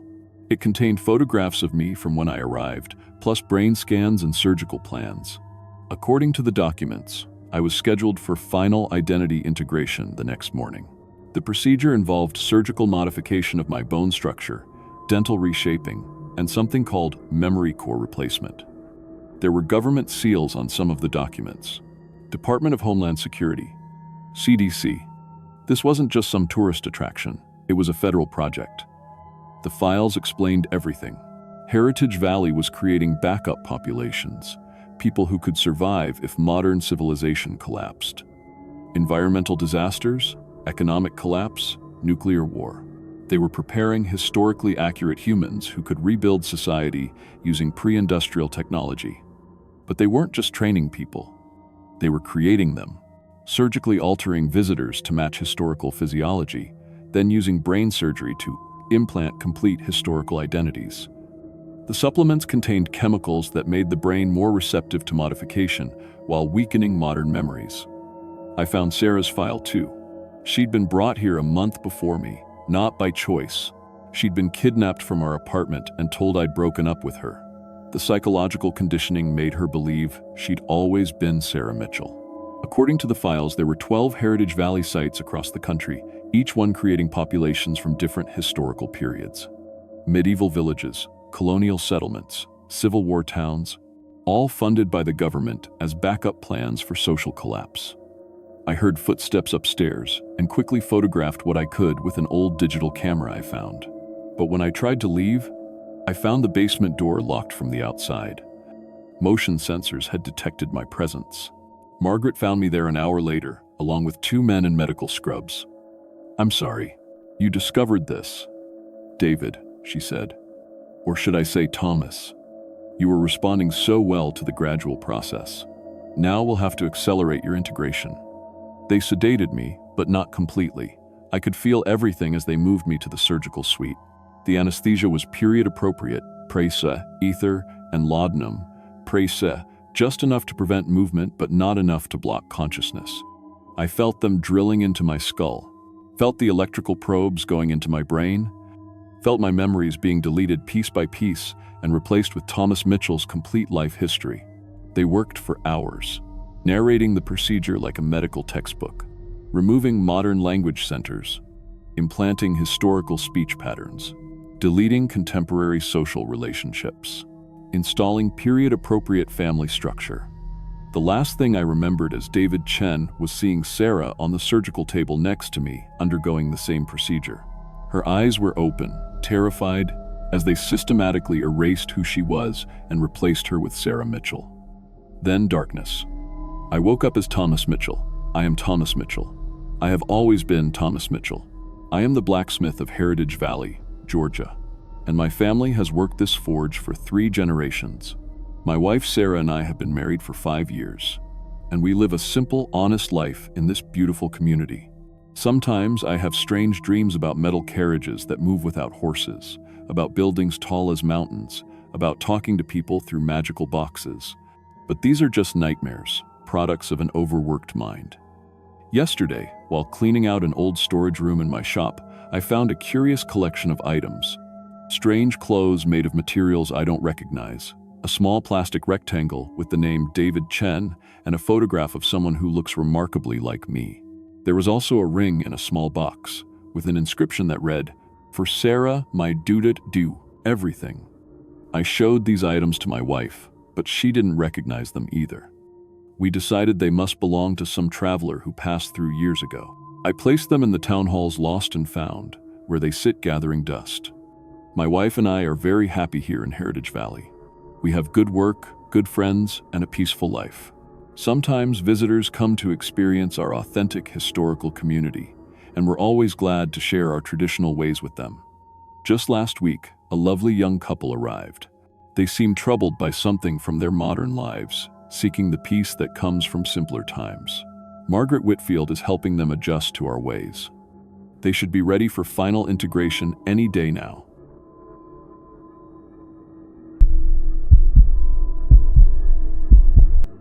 My name is Carmen Rodriguez, and I've been managing restaurants for 12 years. Started as a server at 18, worked my way up through every position you can imagine. I've handled everything from kitchen fires to drunk customers to health inspectors showing up during the dinner rush. I thought I'd seen it all. But what happened in Pine Ridge, Utah last spring changed everything I thought I knew about health, wellness, and what it really means to be human. I'd been dealing with chronic fatigue for 8 months, the kind of exhaustion that sleep doesn't fix. I'd wake up tired, drag myself through 14-hour days at the restaurant, then collapse into bed only to lie awake staring at the ceiling. My doctor in Salt Lake ran every test imaginable: blood work, sleep studies, thyroid function, vitamin levels. Everything came back normal. "Stress," she said. "Maybe you need a vacation." But I couldn't afford a vacation. The restaurant was struggling, and my staff depended on me. I was Googling alternative medicine one night when I found the Pine Ridge Wellness Clinic website. Their testimonials were incredible. People talking about permanent energy restoration, perfect health, never getting sick again. The before and after photos showed dramatic transformations. What caught my attention was their guarantee. If their vitality enhancement procedure didn't work, full refund. Pine Ridge is a tiny town about 2 hours south of Salt Lake City. Population 267, according to the sign. The drive took me through increasingly empty desert until I reached this strange little place that looked almost too perfect. Every house was immaculate, every lawn perfectly maintained, every car spotless. The people I saw walking around moved with this weird, synchronized precision, like they were all following the same internal clock. The clinic was a modern glass building that stood out against the rustic mountain backdrop. Inside, everything was pristine, white, and chrome. The receptionist looked about 30, but had this ageless quality to her skin, like porcelain. Her smile never wavered, and when she spoke, her voice had this flat, monotone quality that reminded me of automated customer service recordings. "Miss Rodriguez," she said, though I hadn't given her my name yet. "Dr. Webb is expecting you." Dr. Marcus Webb looked like he'd stepped out of a wellness magazine. Perfect teeth, silver hair, the kind of tan you get from expensive spas rather than actual sunlight. His handshake was firm but cold. and his eyes had this intense focus that made me feel like a specimen under a microscope. "Carmen," he said, settling behind his desk, "your energy readings are quite low. But that's easily corrected. Our vitality enhancement procedure has a 100% success rate. No one who's received treatment has ever reported fatigue again." He showed me charts and graphs, talked about cellular optimization and metabolic efficiency. The science sounded legitimate, and his confidence was reassuring. The procedure would take about an hour, he explained. A special organic compound that would reset my body's energy systems at the cellular level. "Is it safe?" I asked. "Perfectly safe. In fact, you'll be healthier than you've ever been in your life. Our patients report improvements in every aspect of their physical condition. Many haven't been sick in decades." The treatment room looked like a high-end spa. Soft lighting, comfortable recliners, peaceful music. Dr. Webb brought me a large glass filled with a thick, dark green liquid. It looked like liquefied soil mixed with pond water. "Drink it all," he said. "It tastes earthy, but the effects begin immediately." He wasn't kidding about the taste. It was like drinking dirt mixed with rotting vegetables. I had to force myself to finish it, trying not to gag on the texture. Within minutes, I felt a warm sensation spreading through my stomach and chest. Then, energy began flooding through my body like someone had plugged me directly into an electrical outlet. The change was immediate and dramatic. For the first time in months, I felt completely awake. More than awake, I felt superhuman. Every muscle felt stronger, every sense sharper. Dr. Webb smiled as he watched my transformation. "How do you feel?" "Amazing," I said, and meant it. "I haven't felt this good in years. This is just the beginning. You'll find your body becomes increasingly efficient over the next few weeks. Less need for sleep, less need for food. Your system is being optimized." I drove back to Salt Lake City feeling like I could conquer the world. That night, I worked a 16-hour shift at the restaurant without feeling tired once. I cleaned every surface, reorganized the walk-in cooler, and updated inventory systems I had been putting off for months. My staff kept asking if I was okay because I had so much energy. Over the next few days, the changes became more pronounced. I was sleeping maybe 3 hours a night and waking up completely refreshed. I'd forgotten to eat lunch for 3 days straight and didn't feel hungry. When I did eat, I needed tiny portions to feel satisfied. My skin started looking better too, though it was getting paler and felt unusually cool to the touch. Dr.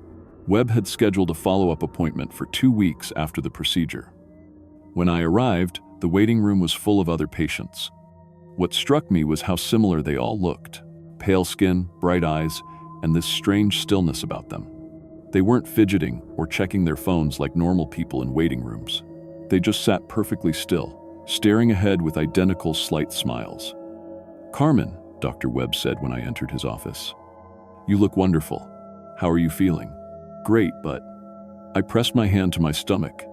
"I've been feeling something moving around in here, like inside me." "Perfectly. Normal," he said without missing a beat. "Your organs are optimizing themselves. The procedure triggers a natural enhancement process. Some patients feel temporary shifting as their systems recalibrate. But it didn't feel temporary. The movement was getting stronger. During my appointment, I could actually feel something writhing beneath my ribs. When I pressed on my abdomen, something pushed back. Something with what felt like tentacles. "Dr. Webb, I think there's something wrong. It feels like something's alive inside me." He leaned back in his chair, and his expression changed. The professional mask slipped away, replaced by something calculating and predatory. "Carmen, what you're experiencing is the next stage of human evolution. You've been chosen to host one of nature's most remarkable organisms." He explained that beneath Pine Ridge lay a network of caves housing a species that had existed for millions of years. These creatures, he called them optimizers, had the ability to form symbiotic relationships with host organisms. In exchange for shelter and nutrients, they provided enhanced health, longevity, and efficiency. "Every resident of Pine Ridge is a host," he said. "We've achieved perfect health, zero illness, extended lifespans. Your new partner is already beginning to improve your biological systems." The thing inside me was a parasite, a living creature that was eating me from the inside while keeping my body functional. I felt nauseous, but not from sickness, from pure horror. "I want it out," I said. "Remove it, now." Dr. Webb's smile never wavered.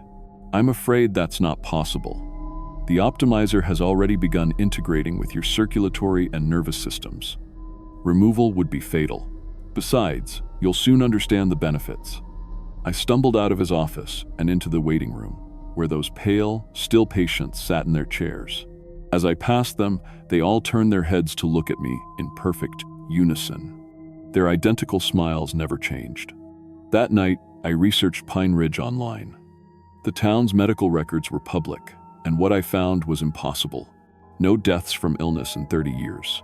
No hospital visits for anything beyond minor injuries. The average lifespan was extending year by year. On paper, it looked like a miracle. But I knew the truth now. The writhing in my stomach was getting worse. I could feel the thing spreading, sending tendrils through my body. Sometimes I'd feel a sharp pain, like it was cutting into my organs. I tried to see a doctor in Salt Lake City, but the X-rays and ultrasounds showed nothing. Whatever was inside me was invisible to medical equipment. 2 weeks later, the changes in my mind started. I was working in the restaurant when suddenly I had memories that weren't mine. I remembered being a teacher in Pine Ridge, standing in front of a classroom of perfectly still children. I remembered working at the clinic, helping Dr. Webb with procedures. I remembered being dozens of different people, all living in Pine Ridge, all hosting the same type of creature. The memories weren't vague or dreamlike. They were as clear and detailed as my own experiences. I could remember the taste of food from restaurants I'd never visited, conversations with people I'd never met, the feeling of living in houses I'd never seen. But all the memories had one thing in common. The hosts had lost their individual personalities over time. I called Dr. Webb, desperate for answers. "The memories are a gift," he explained. "You're joining the collective consciousness of Pine Ridge. Individual thinking is inefficient. The optimizer network allows for shared knowledge and coordinated action. You'll never be lonely or confused again." "I don't want to share consciousness. I want to be myself." "The self is an illusion, Carmen. What you call you is just electrical patterns in your brain. The optimizers improve those patterns, remove the chaos and suffering of individual existence. You'll understand soon." But I didn't want to understand. I wanted my own thoughts back. I drove back to Pine Ridge, planning to confront Dr. Webb and demand he find a way to remove the parasite. But as I entered the town, something strange happened. My car turned down a street I hadn't chosen. My hands were steering, but I wasn't making the decision. The parasite was influencing my motor control. I ended up at the clinic, where Dr. Webb was waiting. "Carmen," he said, "you've been fighting the process. This only makes the integration more painful." "You're not human," I realized, looking at his two perfect features, his unblinking eyes. "You're one of them." "Dr. Webb died 15 years ago," he said calmly.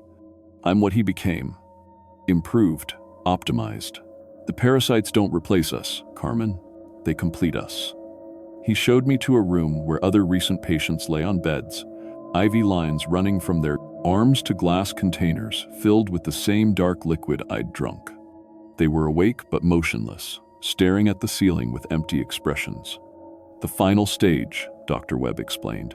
"The optimizers require additional nutrients to complete their integration with the brain tissue. This process takes about 72 hours. You're killing us. We're upgrading you. When the process is complete, you'll join the Pine Ridge Collective. Perfect health, shared consciousness, coordinated purpose. No more loneliness, no more confusion, no more individual suffering." I tried to run, but my legs wouldn't obey me. The parasite had gained enough control over my nervous system to override my decisions. Dr. Webb helped me onto one of the beds and inserted an IV into my arm. The dark liquid began flowing into my bloodstream. Over the next 3 days, I felt my individual consciousness being dissolved piece by piece. The parasite was digesting my brain tissue and replacing it with its own neural networks. My memories became fragmented, mixing with hundreds of other hosts' experiences until I couldn't tell which thoughts were originally mine. I could feel the collective consciousness of Pine Ridge in my mind, hundreds of voices speaking in unison, all working toward the same goals.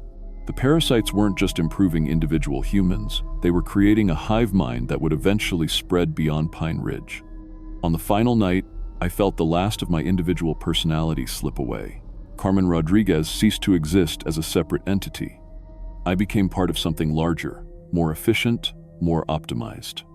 Now I work at Dr. Webb's clinic, helping to process new patients. I prepare the enhancement liquid, monitor the integration procedures, and assist with the final optimization phase.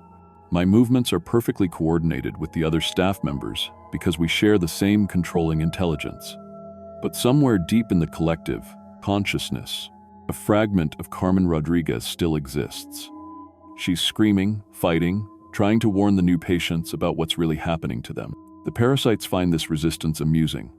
They let her consciousness persist just enough to experience the horror of what she's become.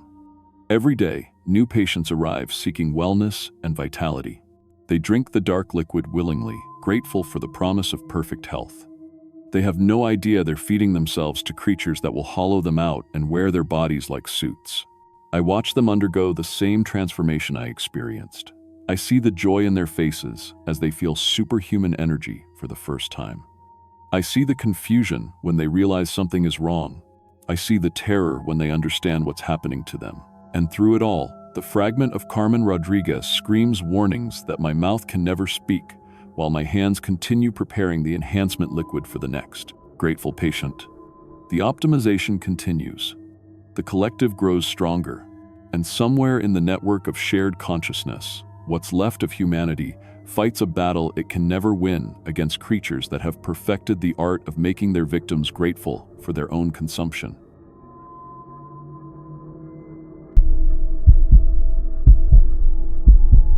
My name is Marcus Kim, and I've been a sound engineer for 12 years. I started right out of college, working on everything from concert venues to recording studios across Nevada and California. I've mixed audio for major artists, fixed broken sound systems in the middle of live shows, and even worked on a few movie soundtracks. There's nothing like the rush of perfect audio, when every frequency sits exactly where it should, when the sound hits your ears and gives you chills. I thought I'd heard every kind of audio perfection possible. But what happened last month in Echo Falls, Nevada changed everything I thought I knew about sound itself. Some music isn't meant for human ears. The job came through my usual contractor network. WECH radio station in Echo Falls needed someone to upgrade their broadcasting equipment. The pay was incredible, 3 times my normal rate for what sounded like a simple installation job. The station manager, Helen Coors, explained over the phone that their remote location made it hard to find qualified technicians. She said they'd built something special out there, and they needed an expert to take it to the next level. Echo Falls turned out to be tiny, maybe 150 people living in a valley surrounded by mountains. The drive from Las Vegas took 4 hours through increasingly empty desert. The GPS lost signal twice, but the roads were well marked. The town itself looked like something from the 1950 seconds, with a main street lined with small shops and houses that had seen better days. Everyone I passed waved at me like they knew I was coming. WECH's building sat on a hill overlooking the town. It was newer than everything else, clean brick and glass that looked expensive. When I walked into the lobby, the first thing I noticed was the sound quality. There was music playing from hidden speakers, and it was absolutely perfect. The acoustics in that room were unlike anything I'd experienced professionally. Every note was crystal clear, with depth and richness that made my equipment back in Vegas sound like tin cans. Helen met me at the front desk. She was maybe 50, with graying hair and the kind of smile that made you want to trust her immediately. "Marcus, welcome to Echo Falls. I hope the drive wasn't too rough."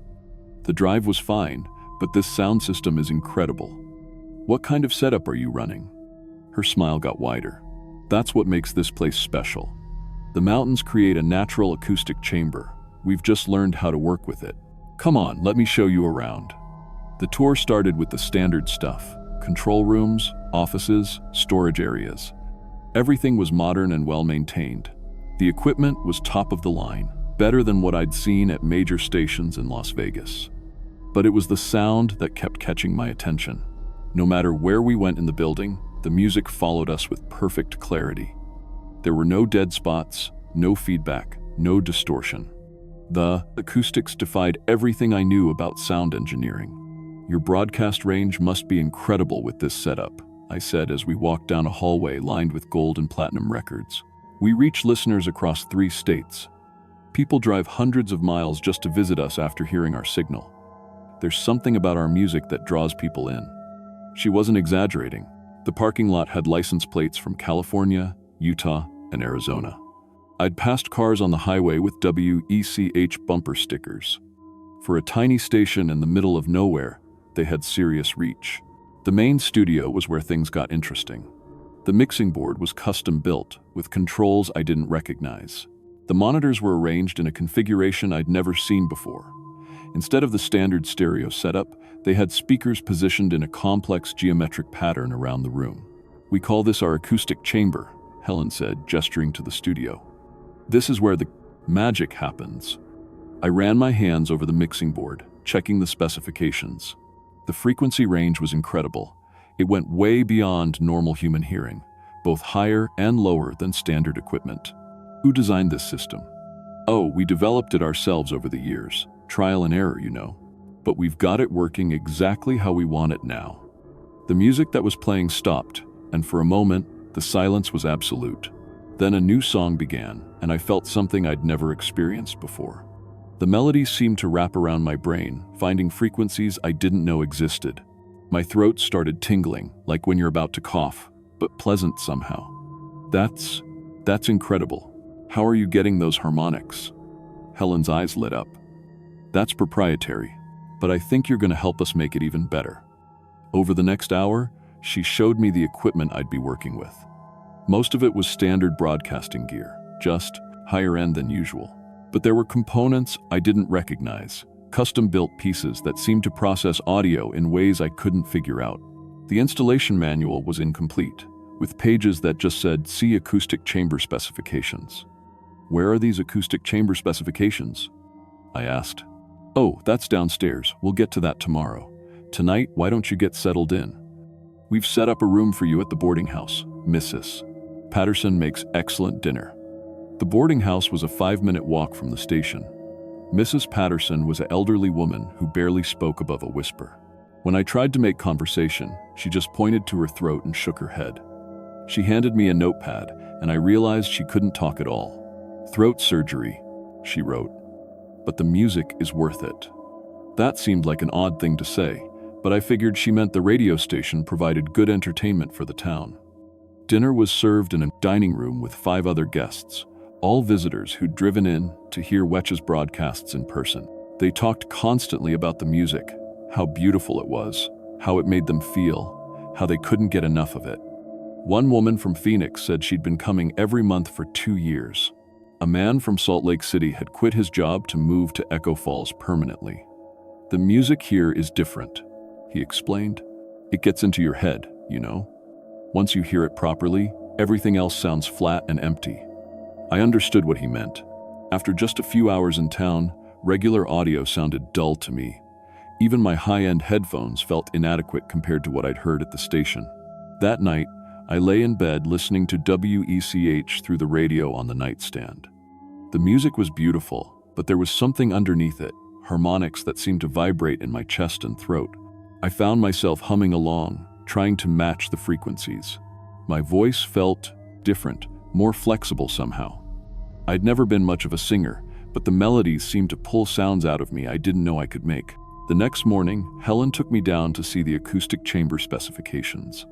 We went through a door I hadn't noticed during the tour, down a staircase that seemed to go much deeper than it should have. The walls were covered with sound-dampening foam, but not in any pattern I recognized. "How deep does this go?" I asked. My voice echoed strangely in the stairwell. "Deep enough," Helen said. "The natural cave system under Echo Falls is part of what makes our acoustics so special." At the bottom of the stairs was a heavy door with multiple locks. Helen opened it with 3 different keys, and we stepped into a room that took my breath away. It was huge, much larger than should have fit under the radio station. The ceiling was natural rock, and the walls were lined with equipment I'd never seen before. But it wasn't the technology that made me stare. It was the cages. Dozens of them, arranged in a perfect circle around the room. And inside each cage was something that might have been human, if humans could look like that. They were tall and thin, with skin so pale it was almost transparent.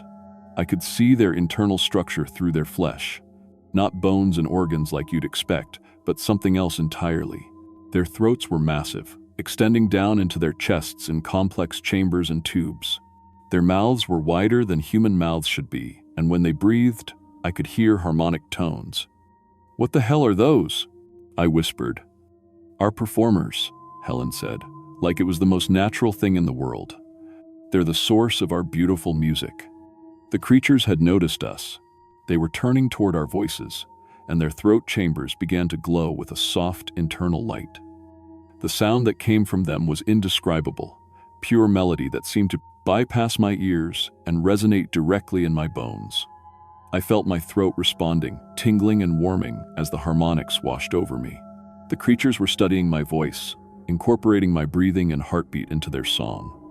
"This is impossible," I said, but my voice came out different, richer and more musical than it had ever sounded before. "Not impossible, just undiscovered. We found them in the cave system years ago.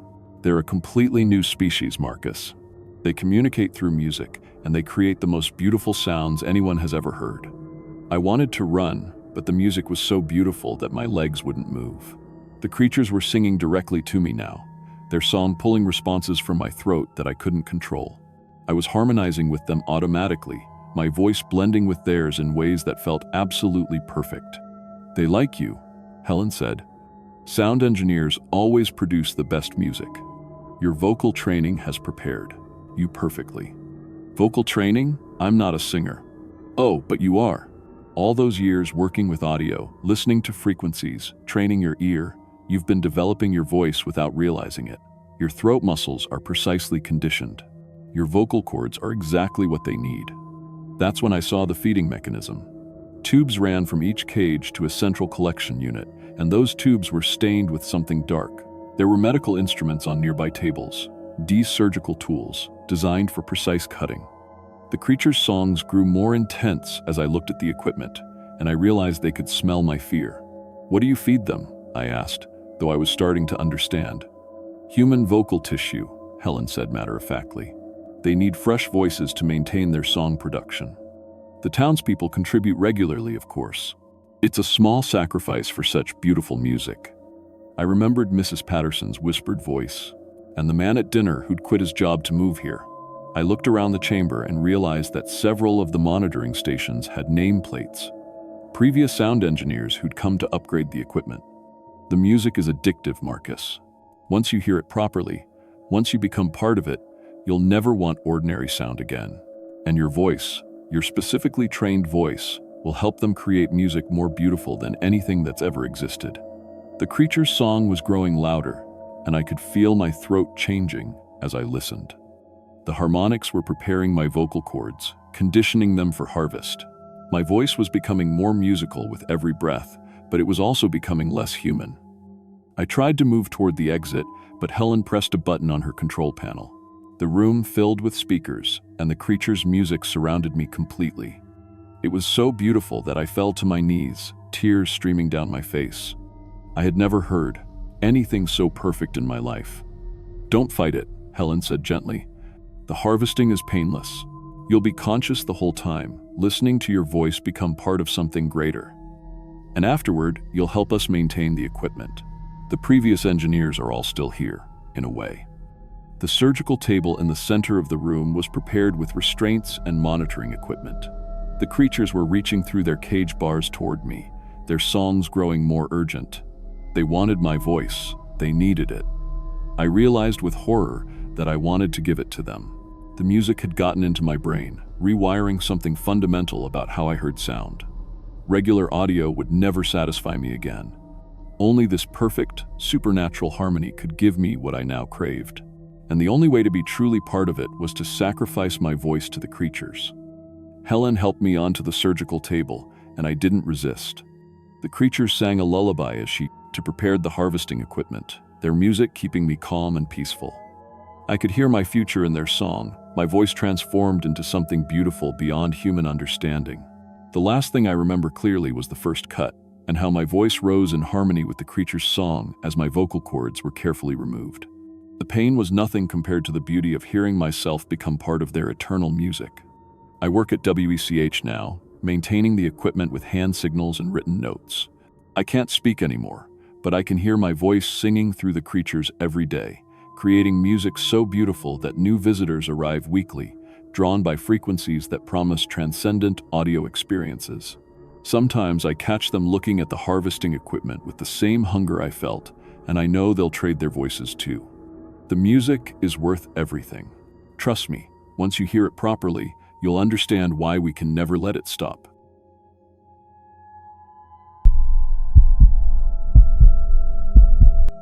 My name is Dr. Sarah Chen, and I need to tell someone what really happened in Maple Grove, Tennessee before I lose my mind completely. I've been a dermatologist for 12 years, graduated top of my class from Vanderbilt Medical School, completed my residency at Johns Hopkins. I thought I understood skin, healing, what the human body could and couldn't do. I was wrong about everything. See, I wasn't just any dermatologist who got called to investigate Maple Grove. I had a personal reason for taking that case, something I've never told anyone, not even my husband. I was born with a rare condition called epidermolysis bullosa. My skin has always been my enemy. As a child, even gentle touches would tear it like tissue paper. I've had over 40 surgeries to repair damage, skin grafts that never quite looked right. I became a dermatologist because I understand what it's like to hate your own skin, to want it gone, replaced with something that works properly. When the Tennessee State Medical Board contacted me about mysterious skin treatments in a small town, treatments that were supposedly curing impossible cases, I should have known better. But the photos they showed me, before and after pictures of people with conditions like mine, completely healed, I had to see for myself. That was 3 months ago. I still wake up screaming. Maple Grove sits in a valley between the Cumberland Mountains, population 234 according to the weather-beaten welcome sign. What struck me immediately wasn't just how perfect everyone looked, but how they moved. Too fluid. Like their joints worked differently than mine. The gas station attendant bent at angles that should have been impossible. The diner waitress walked without her feet quite touching the ground. I should have left then. The beauty salon, perfect complexions, looked normal from the outside. Pink awnings, flowered window boxes, testimonials taped to the glass. But those testimonials showed transformations that defied medical science. Third-degree burn scars vanished completely, genetic conditions erased, age reversed by decades. Patricia Vance, the owner, greeted me at the door. About 50, with skin that looked like polished marble, too perfect, too uniform. When she shook my hand, her skin was cold and slightly damp, like touching a frog. Dr. Chen, I've heard so much about your work with difficult skin conditions. I assume the medical board sent you because of those ridiculous complaints?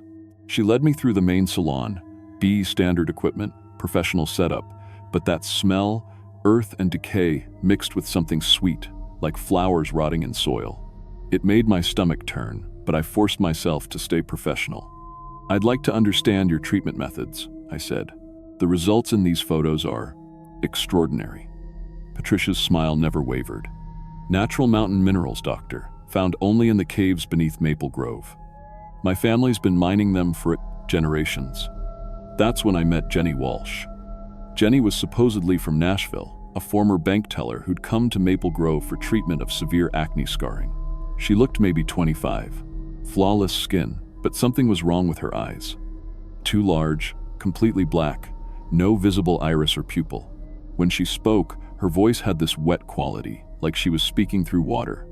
Dr. Chen, Patricia's treatment saved my life. Look at me. Jenny ran her hands over her face. Her skin rippled under her touch, shifting color slightly.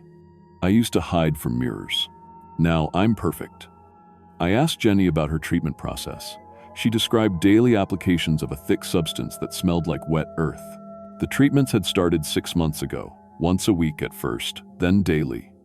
Her scars had healed impossibly fast, but other changes came too. I don't need to eat much anymore, Jenny said, tilting her head at an unnatural angle. And I see so much better in the dark. Patricia says that's normal, just my body optimizing. When Jenny smiled, I saw teeth that were too sharp, too numerous. She caught me staring, and her expression shifted to something predatory. Would you like to try the treatment, Dr. Chen? Patricia could fix your skin condition, make you perfect like us. My blood went cold. I'd never mentioned my epidermolysis bullosa to anyone in Maple Grove. Patricia appeared at my shoulder, moving silently across the floor. Jenny's quite observant. We can always tell who needs our help. That night, I couldn't sleep in the tiny motel room. Every time I closed my eyes, I saw Jenny's black eyes, heard that wet sound in her voice. I researched Maple Grove online, trying to find any information about cave minerals, geological surveys, anything scientific. What I found was worse than nothing. Property records showed that over the past 20 years, 847 people had moved to Maple Grove. Only 3 had ever left. Census data was completely inconsistent, sometimes showing 200 residents, sometimes 400, sometimes 50. It was like the population was fluid, constantly changing. I found missing persons reports from across the southeast, people who'd traveled to small towns for revolutionary skin treatments and simply vanished. The pattern went back decades, always the same: people with severe skin conditions, desperate for a cure, last seen entering beauty salons that no longer existed by the time anyone came looking. At 3 a.m., my phone buzzed. A text from an unknown number. Jenny was trying to contact me. But why? And how did she get my number? I should have packed my bags and left. Instead, I grabbed my phone, turned on the flashlight, and walked back to Perfect Complexions. The salon's front door was unlocked. Inside, the smell was overwhelming, that mixture of earth and decay. But now I recognized the sweet component. It was the smell of healing tissue, the particular scent of rapid cell regeneration I knew from my medical training. Jenny was waiting for me in the main salon area, but she looked different. Her skin was translucent, showing dark veins beneath the surface. When she moved, I heard clicking sounds, like insects walking on glass. "Dr. Chen," she whispered, her voice now completely inhuman. "You have to see what they're really doing, what they did to me." She led me to a door behind the reception desk that I'd missed during my tour. It opened to stairs leading down into darkness. The smell got stronger with every step. "How long have you been here, Jenny?" I asked. "Time moves differently now. Maybe 6 months? Maybe 6 years? My memories before the treatments are soft, like they happened to someone else." The basement was enormous, extending far beyond the salon's footprint. Industrial lighting revealed a medical facility that looked like something from a research hospital. Surgical suites, monitoring equipment, refrigeration units humming against the walls, and the cells. Dozens of them, each containing a different stage of something. Some held creatures that looked almost human but wrong. Too tall, joints bending the wrong way, skin that shifted color like chameleons. Others contained things that might have once been people, but were now something else entirely. Jenny pressed her face against one of the cells. Inside was a woman who looked like she'd been beautiful once, but her skin had taken on the texture of tree bark. She was conscious, aware, pressing her hands against the glass with obvious intelligence. "That's Margaret," Jenny said. "She came here for age spots. Now look at her." The woman in the cell met my eyes and mouthed a single word: "Help." "What is this place?" I whispered. "Patricia calls it the nursery." "We're all here, Dr. Chen. Everyone who ever came for treatment. The ones who are ready work upstairs, bring in new customers. The ones who aren't, they stay down here until they adapt." I walked along the cells, seeing the progression. Early stages looked almost normal, just slightly wrong proportions or skin texture. Later stages were increasingly inhuman. TS, elongated limbs, extra joints, skin that looked more like scales or chitin. "What are they turning you into?" Jenny's laugh sounded like breaking glass. "We're becoming perfect, Dr. Chen. Perfectly adapted for life in the caves. No need for sunlight, minimal food requirements, skin that can heal from any damage. Patricia says we're the next step in human evolution." That's when I saw the source. In the deepest part of the basement were larger cells containing creatures that definitely weren't human. They looked like they'd evolved in complete darkness, pale, elongated, with skin that seemed to absorb light rather than reflect it. Their limbs were too long, their faces too narrow, but their eyes held obvious intelligence. The original cave dwellers, Jenny explained. Patricia found them 25 years ago when she was exploring the cave system. They've been here for thousands of years, maybe longer. Their skin has incredible regenerative properties.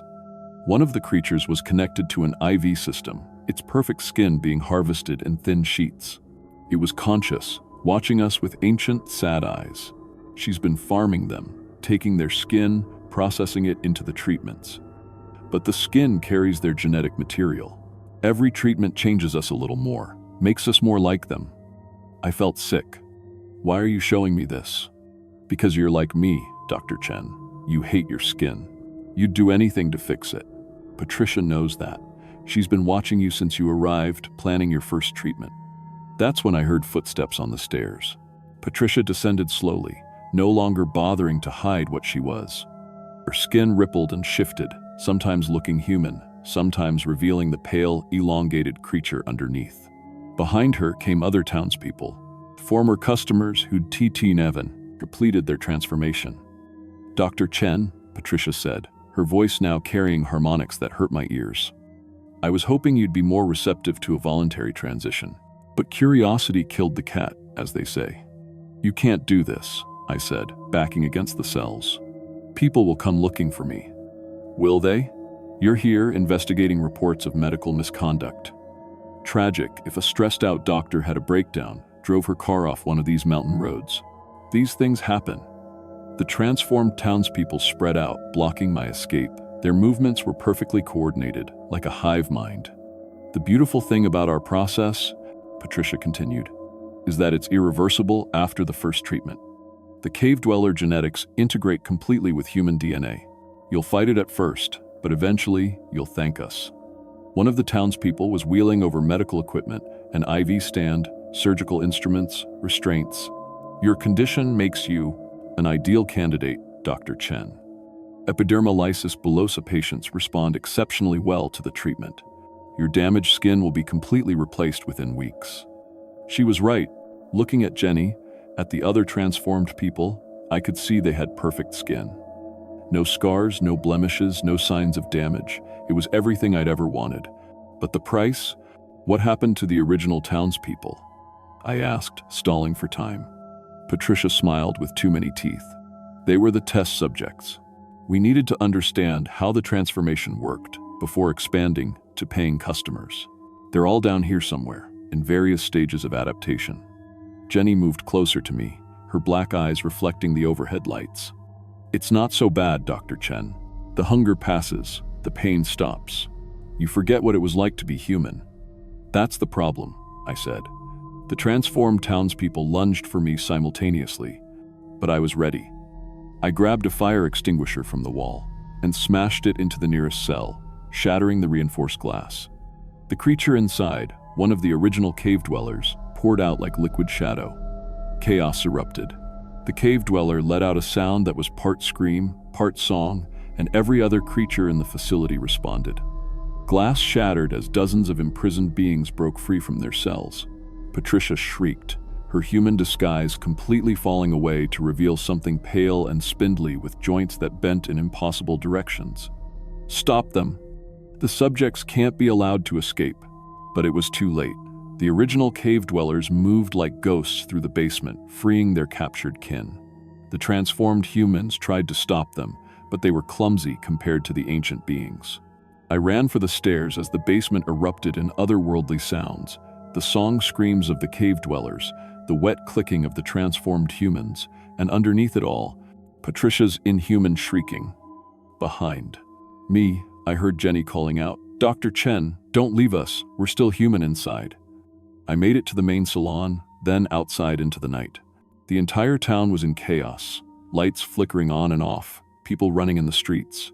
But some of them moved wrong, too fast or too fluid to be completely human. My car was where I'd left it, keys still in my pocket. I drove through the night, not stopping until I reached Knoxville and could call the state police. The official investigation found an abandoned town. No sign of Patricia Vance or her operation. No basement laboratory, no medical equipment, no evidence that perfect complexions had ever existed. The buildings were empty, covered in decades of dust and decay. The state medical board closed my case as unsubstantiated claims due to investigator stress. They recommended I take medical leave and undergo psychological evaluation. But I know what I saw, and I know it's not over. 6 weeks after Maple Grove, I started getting letters. No return address, postmarked from different small towns across the southeast. Dr. Chen, thank you for freeing us. We remember being human. We're trying to find our way back. Jay, the others scattered when you broke the cells. Some went deeper into the caves. Some tried to return to the human world. Patricia wasn't the only one doing this. There are more facilities, more doctors like Patricia. We're hunting them now. The caves connect everything. The freed ones, I've been tracking missing persons reports, following the pattern. People with skin conditions disappearing after visiting small-town beauty salons. The reports match what I saw in Maple Grove, but now I know the scope. It's not just one town, it's a network. 3 weeks ago, I received a package with no return address. Inside was a vial of clear liquid and a note in Jenny's handwriting. Dr. Chen, we found Patricia. She won't hurt anyone else. This is medicine made from our tears. It will heal your former skin condition without changing you. You saved us, let us save you. Jenny. Still fighting to remember my human name, I had the liquid analyzed. It contains proteins and growth factors unlike anything in medical literature, but preliminary tests show it could actually cure epidermolysis bullosa without side effects. I haven't used it yet. I don't know if I can trust it or if this is some kind of trap, but every morning when I look in the mirror at my damaged skin, I think about Jenny's words. You saved us. Let us save you. The truth is, I'm terrified that if I use it, I'll start changing too. But I'm also terrified of living with this condition for the rest of my life, knowing that a cure exists. Last night, I dreamed about caves that go on forever, about creatures with perfect skin singing in the darkness. In the dream, Jenny was there, looking almost human again, but with those black eyes. She told me that some of the transformed people are learning to be human again, but it takes time and practice. She also told me that Patricia wasn't working alone. There are others out there, other doctors and scientists who discovered the cave dwellers and saw opportunity instead of wonder. The network is bigger than I imagined. I keep the vial on my nightstand next to my phone. Sometimes I hold it up to the light and think about what it would be like to have perfect skin, to never worry about tearing or scarring again. But I also think about Margaret in that cell, mouthing the word help, about Jenny's wet voice saying, we're still human inside, about those ancient cave dwellers with their sad, intelligent eyes. Perfect skin always comes with a price. The question is whether you're willing to pay it, and whether you're willing to live with the consequences of saying no. Epilogue. Found among Dr. Sarah Chen's personal effects after her disappearance, November 2024. If anyone finds this, my name was Dr. Sarah Chen. I used the medicine Jenny sent me. For 3 days, my skin was perfect. No blisters, no tearing, no pain. I felt normal for the first time in my life. Then the changes started. I can see in complete darkness now. My joints bend in ways they shouldn't. Sometimes I catch myself making sounds that aren't quite human, but I'm still me. Still Dr. Sarah Chen. Still fighting to remember what it was like to be completely human. Jenny was right. We can learn to be human again. It just takes practice. I'm going back to the caves.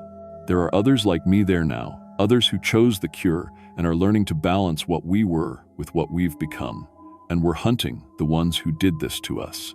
The network is vast, but we're patient. We have time. We know every cave, every tunnel, every dark place where they might hide. Patricia Vance was just the beginning. If you ever hear about miraculous skin treatments, about beauty salons offering impossible cures, remember this story. Remember that some prices are too high to pay. But if you're desperate enough, if you hate your skin like I hated mine, remember this too. We're down here in the darkness, and we remember what it was like to be human. We remember, and we're trying to find our way back. One day, we might even succeed.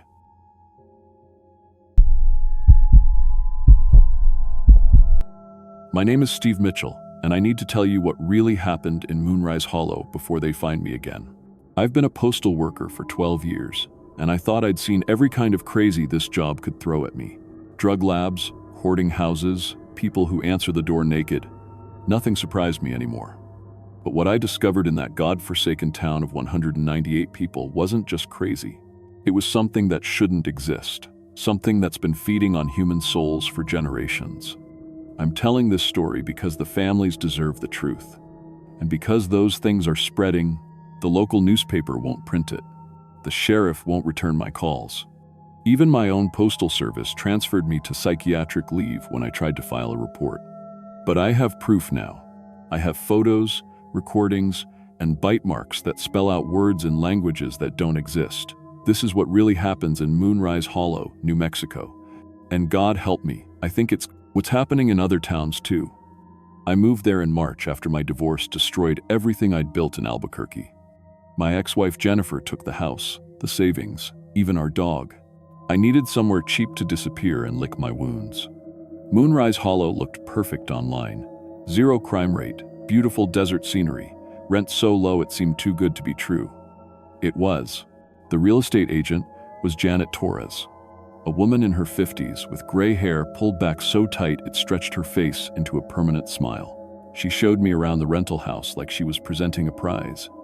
Moonrise Hollow is the safest community in New Mexico, she said, leading me through rooms that felt too clean, too perfect. We have a zero crime rate maintained by our SafeWatch security system. Every resident receives complete protection through total surveillance. The house was a modest two-bedroom with thin walls and windows that seemed too large, like eyes. Janet's crew installed the SafeWatch equipment immediately. Cameras, motion sensors, audio monitors, devices I didn't recognize. The system learns your patterns, Janet explained as workers drilled holes I couldn't remember agreeing to. It provides personalized security based on your behavior. You'll never feel unsafe here. She handed me a tablet showing the SafeWatch interface. Rooms in my house appeared as green squares, sensors blinking like heartbeats. The monthly fee is just $50, automatically deducted from your bank account. But don't worry about it. The system pays for itself through efficiency programs. I should have asked what that meant. I should have read the contract more carefully. But I was broken, and desperate for a fresh start. My postal route covered all of Moonrise Hollow. 3 streets, 47 mailboxes, maybe 2 hours of work. Easy money. The residents seemed normal at first, though they had an unsettling habit of knowing exactly when I'd arrive. Mrs. Peterson, an elderly woman with liver spots shaped like tiny handprints, always opened her door 30 seconds before I reached her mailbox. "Right on time, Steve," she'd say, though I'd never told her my name and my route timing varied by 20 minutes depending on traffic. "Mr. Garcia would wave from his kitchen window at exactly 9:23 a.m. when I passed his house, even on days when I was running late. "How do you always know when I'm coming?" I asked Mrs. Peterson during my second week. "Oh, the SafeWatch app sends alerts," she said, showing me her phone screen. The display made my stomach clench. Mail carrier approaching. Current emotional state, mild anxiety. Estimated arrival, 28 seconds. How does it know my emotional state? Her smile faltered for just a moment. "The system is very advanced, dear, very thorough." That night, SafeWatch sent me my first personalized message. "Good evening, Steve. Based on your 3:17 a.m. bathroom visit, consider reducing fluid intake before bed for better sleep quality." I stared at the message, my hands shaking slightly. I'd gotten up to piss once during the night, but I'd been completely alone in my house. No cameras in the bathroom. I'd specifically checked. The messages started coming daily, then hourly. Your stress levels elevated at 2:15 p.m. while reading mail. Heart rate, 94 BPM. Blood pressure estimated, 140/90. Consider meditation apps. The mail had been a letter from Jennifer's lawyer about asset division. I'd read it in my kitchen, with all the curtains closed. "Steve, your conversation with Maria yesterday mentioned job dissatisfaction 7 times. SafeWatch career counseling available. Your sister shows concern for your mental health." I'd called Maria from my landline, thinking it was more secure than my cell phone. We'd talked for an hour about my life falling apart. How could the system know what we'd discussed? Unusual sleep vocalizations. Detected. "You mentioned Jennifer 23 times. and watching 17 times during REM cycles. Relationship counseling recommended. I'd been having nightmares about my ex-wife, but I'd been alone in my bedroom. Completely alone. That's when I noticed the bite marks. They started as tiny red dots on my arms, clustered in perfect geometric patterns. Not random like mosquito bites. These formed triangles, squares, sometimes shapes that hurt my eyes to look at directly. They itched worst when I was thinking about private things, like my dwindling bank account or my growing suspicion that SafeWatch was watching me more closely than any security system should. Dr. Hendricks, the town's only physician, barely glanced at the marks during my required monthly health screening. Minor skin irritations, he mumbled, not meeting my eyes. Very common here. Nothing to worry about. But I noticed his neck was covered in the same geometric bite patterns. So were his hands. And when he turned to wash his hands at the sink, I saw something that made my blood freeze. Some of the marks on his neck were moving. Tiny red dots shifting position like insects crawling under his skin. I started examining other residents more carefully. Mrs. Peterson had bite marks covering her arms in intricate mandala patterns. Mr. Garcia's forehead was dotted with tiny red squares that seemed to pulse with his heartbeat. Even children in the town had them, geometric patterns of bite marks covering their faces like diseased constellations. But nobody talked about them. Nobody seemed to notice. I began inspecting my house obsessively. The cameras were obvious, mounted in corners like dead black eyes. But I found other things. Tiny holes in the walls that weren't there when I moved in. Scratches in the paint that looked almost like claw marks. Mirrors with smudges that resembled miniature handprints. At night, I heard sounds in the walls. Not mice or settling wood, deliberate movement, like something crawling through the structure of my house. Scratching, chittering, sometimes what sounded like whispered conversations in languages I couldn't identify. The SafeWatch messages became more invasive. Steve, your elevated heart rate during yesterday's shower, 1347, 14:3, indicates anxiety regarding genital examination. Medical consultation recommended. Your masturbation frequency has decreased 67% since relocating. This suggests depression or performance anxiety. Pharmaceutical options available. You spoke to your reflection 14 times this morning, expressing suicidal ideation. Mental health intervention recommended immediately. The last message was the worst because it was true. I had been talking to myself more, and I had mentioned wanting to disappear. But I'd been completely alone in my bathroom with no cameras, no microphones, no possible way for any system to hear me, unless something else was listening. I set up my phone to record while I slept, hoping to catch whatever was making the sounds in my room. What I found changed everything. The video showed me sleeping restlessly, tossing and turning, but the audio revealed something impossible. Dozens of tiny voices chittering in the darkness, speaking in rhythms that almost sounded like conversation. And every few minutes, my blankets would shift slightly, like small hands were pulling at them. I enhanced the video brightness on my computer and saw them. Transparent creatures about the size of tarantulas crawling across my bed. They were almost invisible, like looking through dirty water, but definitely there. Dozens of them moving across my body while I slept, clustering around my head, my heart, my genitals. Each creature had something attached to its back, a tiny device with a blinking red light. But as I watched closer, I realized the devices weren't just cameras, they were feeding tubes. The creatures were inserting them into my skin, my ears, the corners of my eyes. They weren't just watching me, they were feeding on me. I watched the entire 8-hour recording in horrified fascination.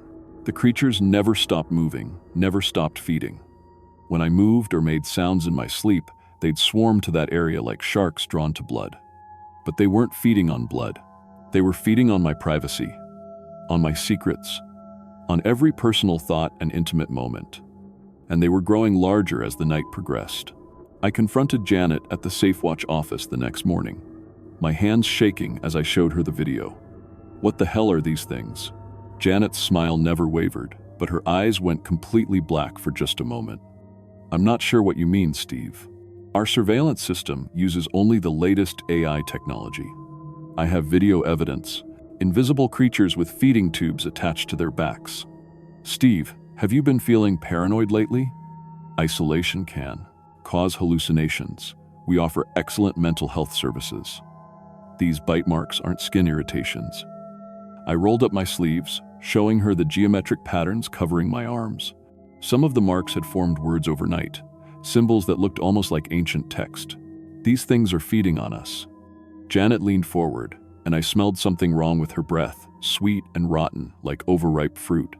Steve, I need you to remember your SafeWatch contract includes non-disclosure agreements about our proprietary technology. Violation results in severe penalties. What kind of penalties? Her smile widened, showing teeth that seemed too sharp, the kind that follow you wherever you go. That night, I covered every mirror and window in my house, then used my phone's camera with the flash to scan my bedroom. In the sudden bright light, I saw the truth. Hundreds of them, transparent spider-like creatures covering every surface of my room, hanging from the ceiling, crawling across my walls. Some were massive, the size of dinner plates with legs like human fingers. Others were tiny as gnats but moved with disturbing intelligence. All of them had those blinking feeding devices, but now I could see they were more than just cameras. The devices were organic, part of the creatures themselves, external stomachs that glowed with whatever they'd consumed. When my flash went off, every single creature turned to look at me. Hundreds of empty, transparent eyes focusing on my face with malevolent intelligence. Then they started speaking. Not chittering or animal sounds, actual words in perfect English, but spoken in my own voice. Steve feels alone, they whispered in unison, using my voice. Steve misses Jennifer. Steve thinks about killing himself. Steve watches pornography every Tuesday. Steve steals pens from work. Steve lies to his sister about being okay. Steve's deepest secret, he's glad his marriage ended. Steve's deepest fear, dying alone. Steve's deepest shame, he enjoyed watching his neighbor's wife undress. They were speaking my thoughts, my secrets, my most private confessions, things I'd never told anyone, barely admitted to myself. And they were recording everything, feeding on my privacy and shame like parasites feeding on blood. I ran outside and didn't come back until morning. The next day, I drove to Santa Fe and used the library computers to research SafeWatch Incorporated. Most searches were blocked, but I found fragments of information buried in conspiracy forums and deleted government reports. The truth was worse than I'd imagined. SafeWatch wasn't using invisible creatures. They were using a species of interdimensional parasites that had been feeding on human privacy for centuries. The creatures existed in a space between dimensions, visible only under specific conditions. They fed on secrets, shame, and personal information, growing stronger and reproducing by consuming human privacy. But here's what made my hands shake as I read. The creatures weren't from Earth. They were from somewhere else, somewhere that had already been completely consumed. Every secret, every private thought, every intimate moment had been devoured until nothing remained but transparency. The original inhabitants of that dimension had become like the creatures themselves, transparent, empty, feeding endlessly on whatever privacy they could find. SafeWatch had made contact with them decades ago and developed a symbiotic relationship. The company provided fresh feeding grounds in exchange for the most detailed surveillance data imaginable. Every person in Moonrise Hollow was a host, constantly monitored by invisible parasites that recorded their deepest thoughts and most intimate moments. But the creatures were reproducing. Every person in town was carrying thousands of offspring, transparent larvae that would eventually spread to other communities. SafeWatch had similar operations in 17 states, with plans for nationwide expansion. I found testimonies from former employees who tried to expose the truth.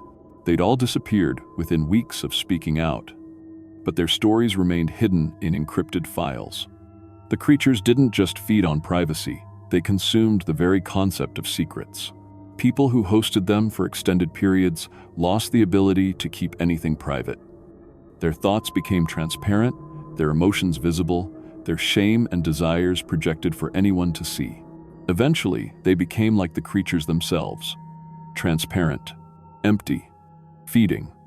I tried to leave Moonrise Hollow, but the legal clauses in my SafeWatch contract trapped me. Attempting to break the agreement would result in financial penalties that would destroy me. And even when I drove to Albuquerque to visit Maria, the creatures followed. I could feel them in my car, more numerous than ever. A sister's house became infested within hours of my arrival. Maria started getting safe watch messages on her phone, detailed reports about private conversations we'd had in her kitchen. "Steve, these texts know things about our family that I've never told anyone," she said, showing me her phone with trembling hands. The creatures had followed me there. I was a carrier now, spreading the infestation wherever I went. I returned to Moonrise Hollow that night and broke into the Safe Watch facility. In Janet's office, I found the real horror. She wasn't human anymore. Her body was transparent, like the creatures, filled with thousands of tiny parasites that glowed with consumed secrets. Her desk was covered with feeding charts showing every resident's privacy consumption rates. Some names were crossed out in red ink. The crossed-out names belonged to people who'd been completely consumed. They were still walking around town, but they were empty. Transparent shells hosting millions of creatures, spreading them to anyone they contacted. Mrs. Peterson was one of them. Mr. Garcia. Dr. Hendricks. Half the town had been completely consumed, turned into breeding grounds for invisible parasites. I found the breeding schedule. Within 6 months, SafeWatch planned to expand to Phoenix, Denver, and Dallas. Within 2 years, every major city in America would be infested. Within 5 years, privacy would cease to exist as a human concept. But the worst discovery was in Janet's private files, the creature's true origin. They came from a dimension where privacy had been completely consumed. Every intelligent species there had been turned into transparent hosts, eternally feeding on whatever secrets they could find. The dimension was dying, drained of all privacy and intimacy. Earth was their new feeding ground. Humanity was their next target. I tried to burn the files, but the creatures swarmed over me. Thousands of them, no longer invisible, covering my body like a living blanket. They forced their feeding tubes into my skin, my eyes, my mouth, drinking my horror and desperation like wine. I could feel them growing stronger, reproducing inside my body. My secrets, my shame, my most private thoughts were being devoured and transmitted to every creature in their network. That was 3 months ago. I'm still in Moonrise Hollow, but I'm not the same person who moved here. The bite marks on my skin have formed words now, messages from the creatures written in my own blood and flesh. Sometimes they spell out the names of my family members.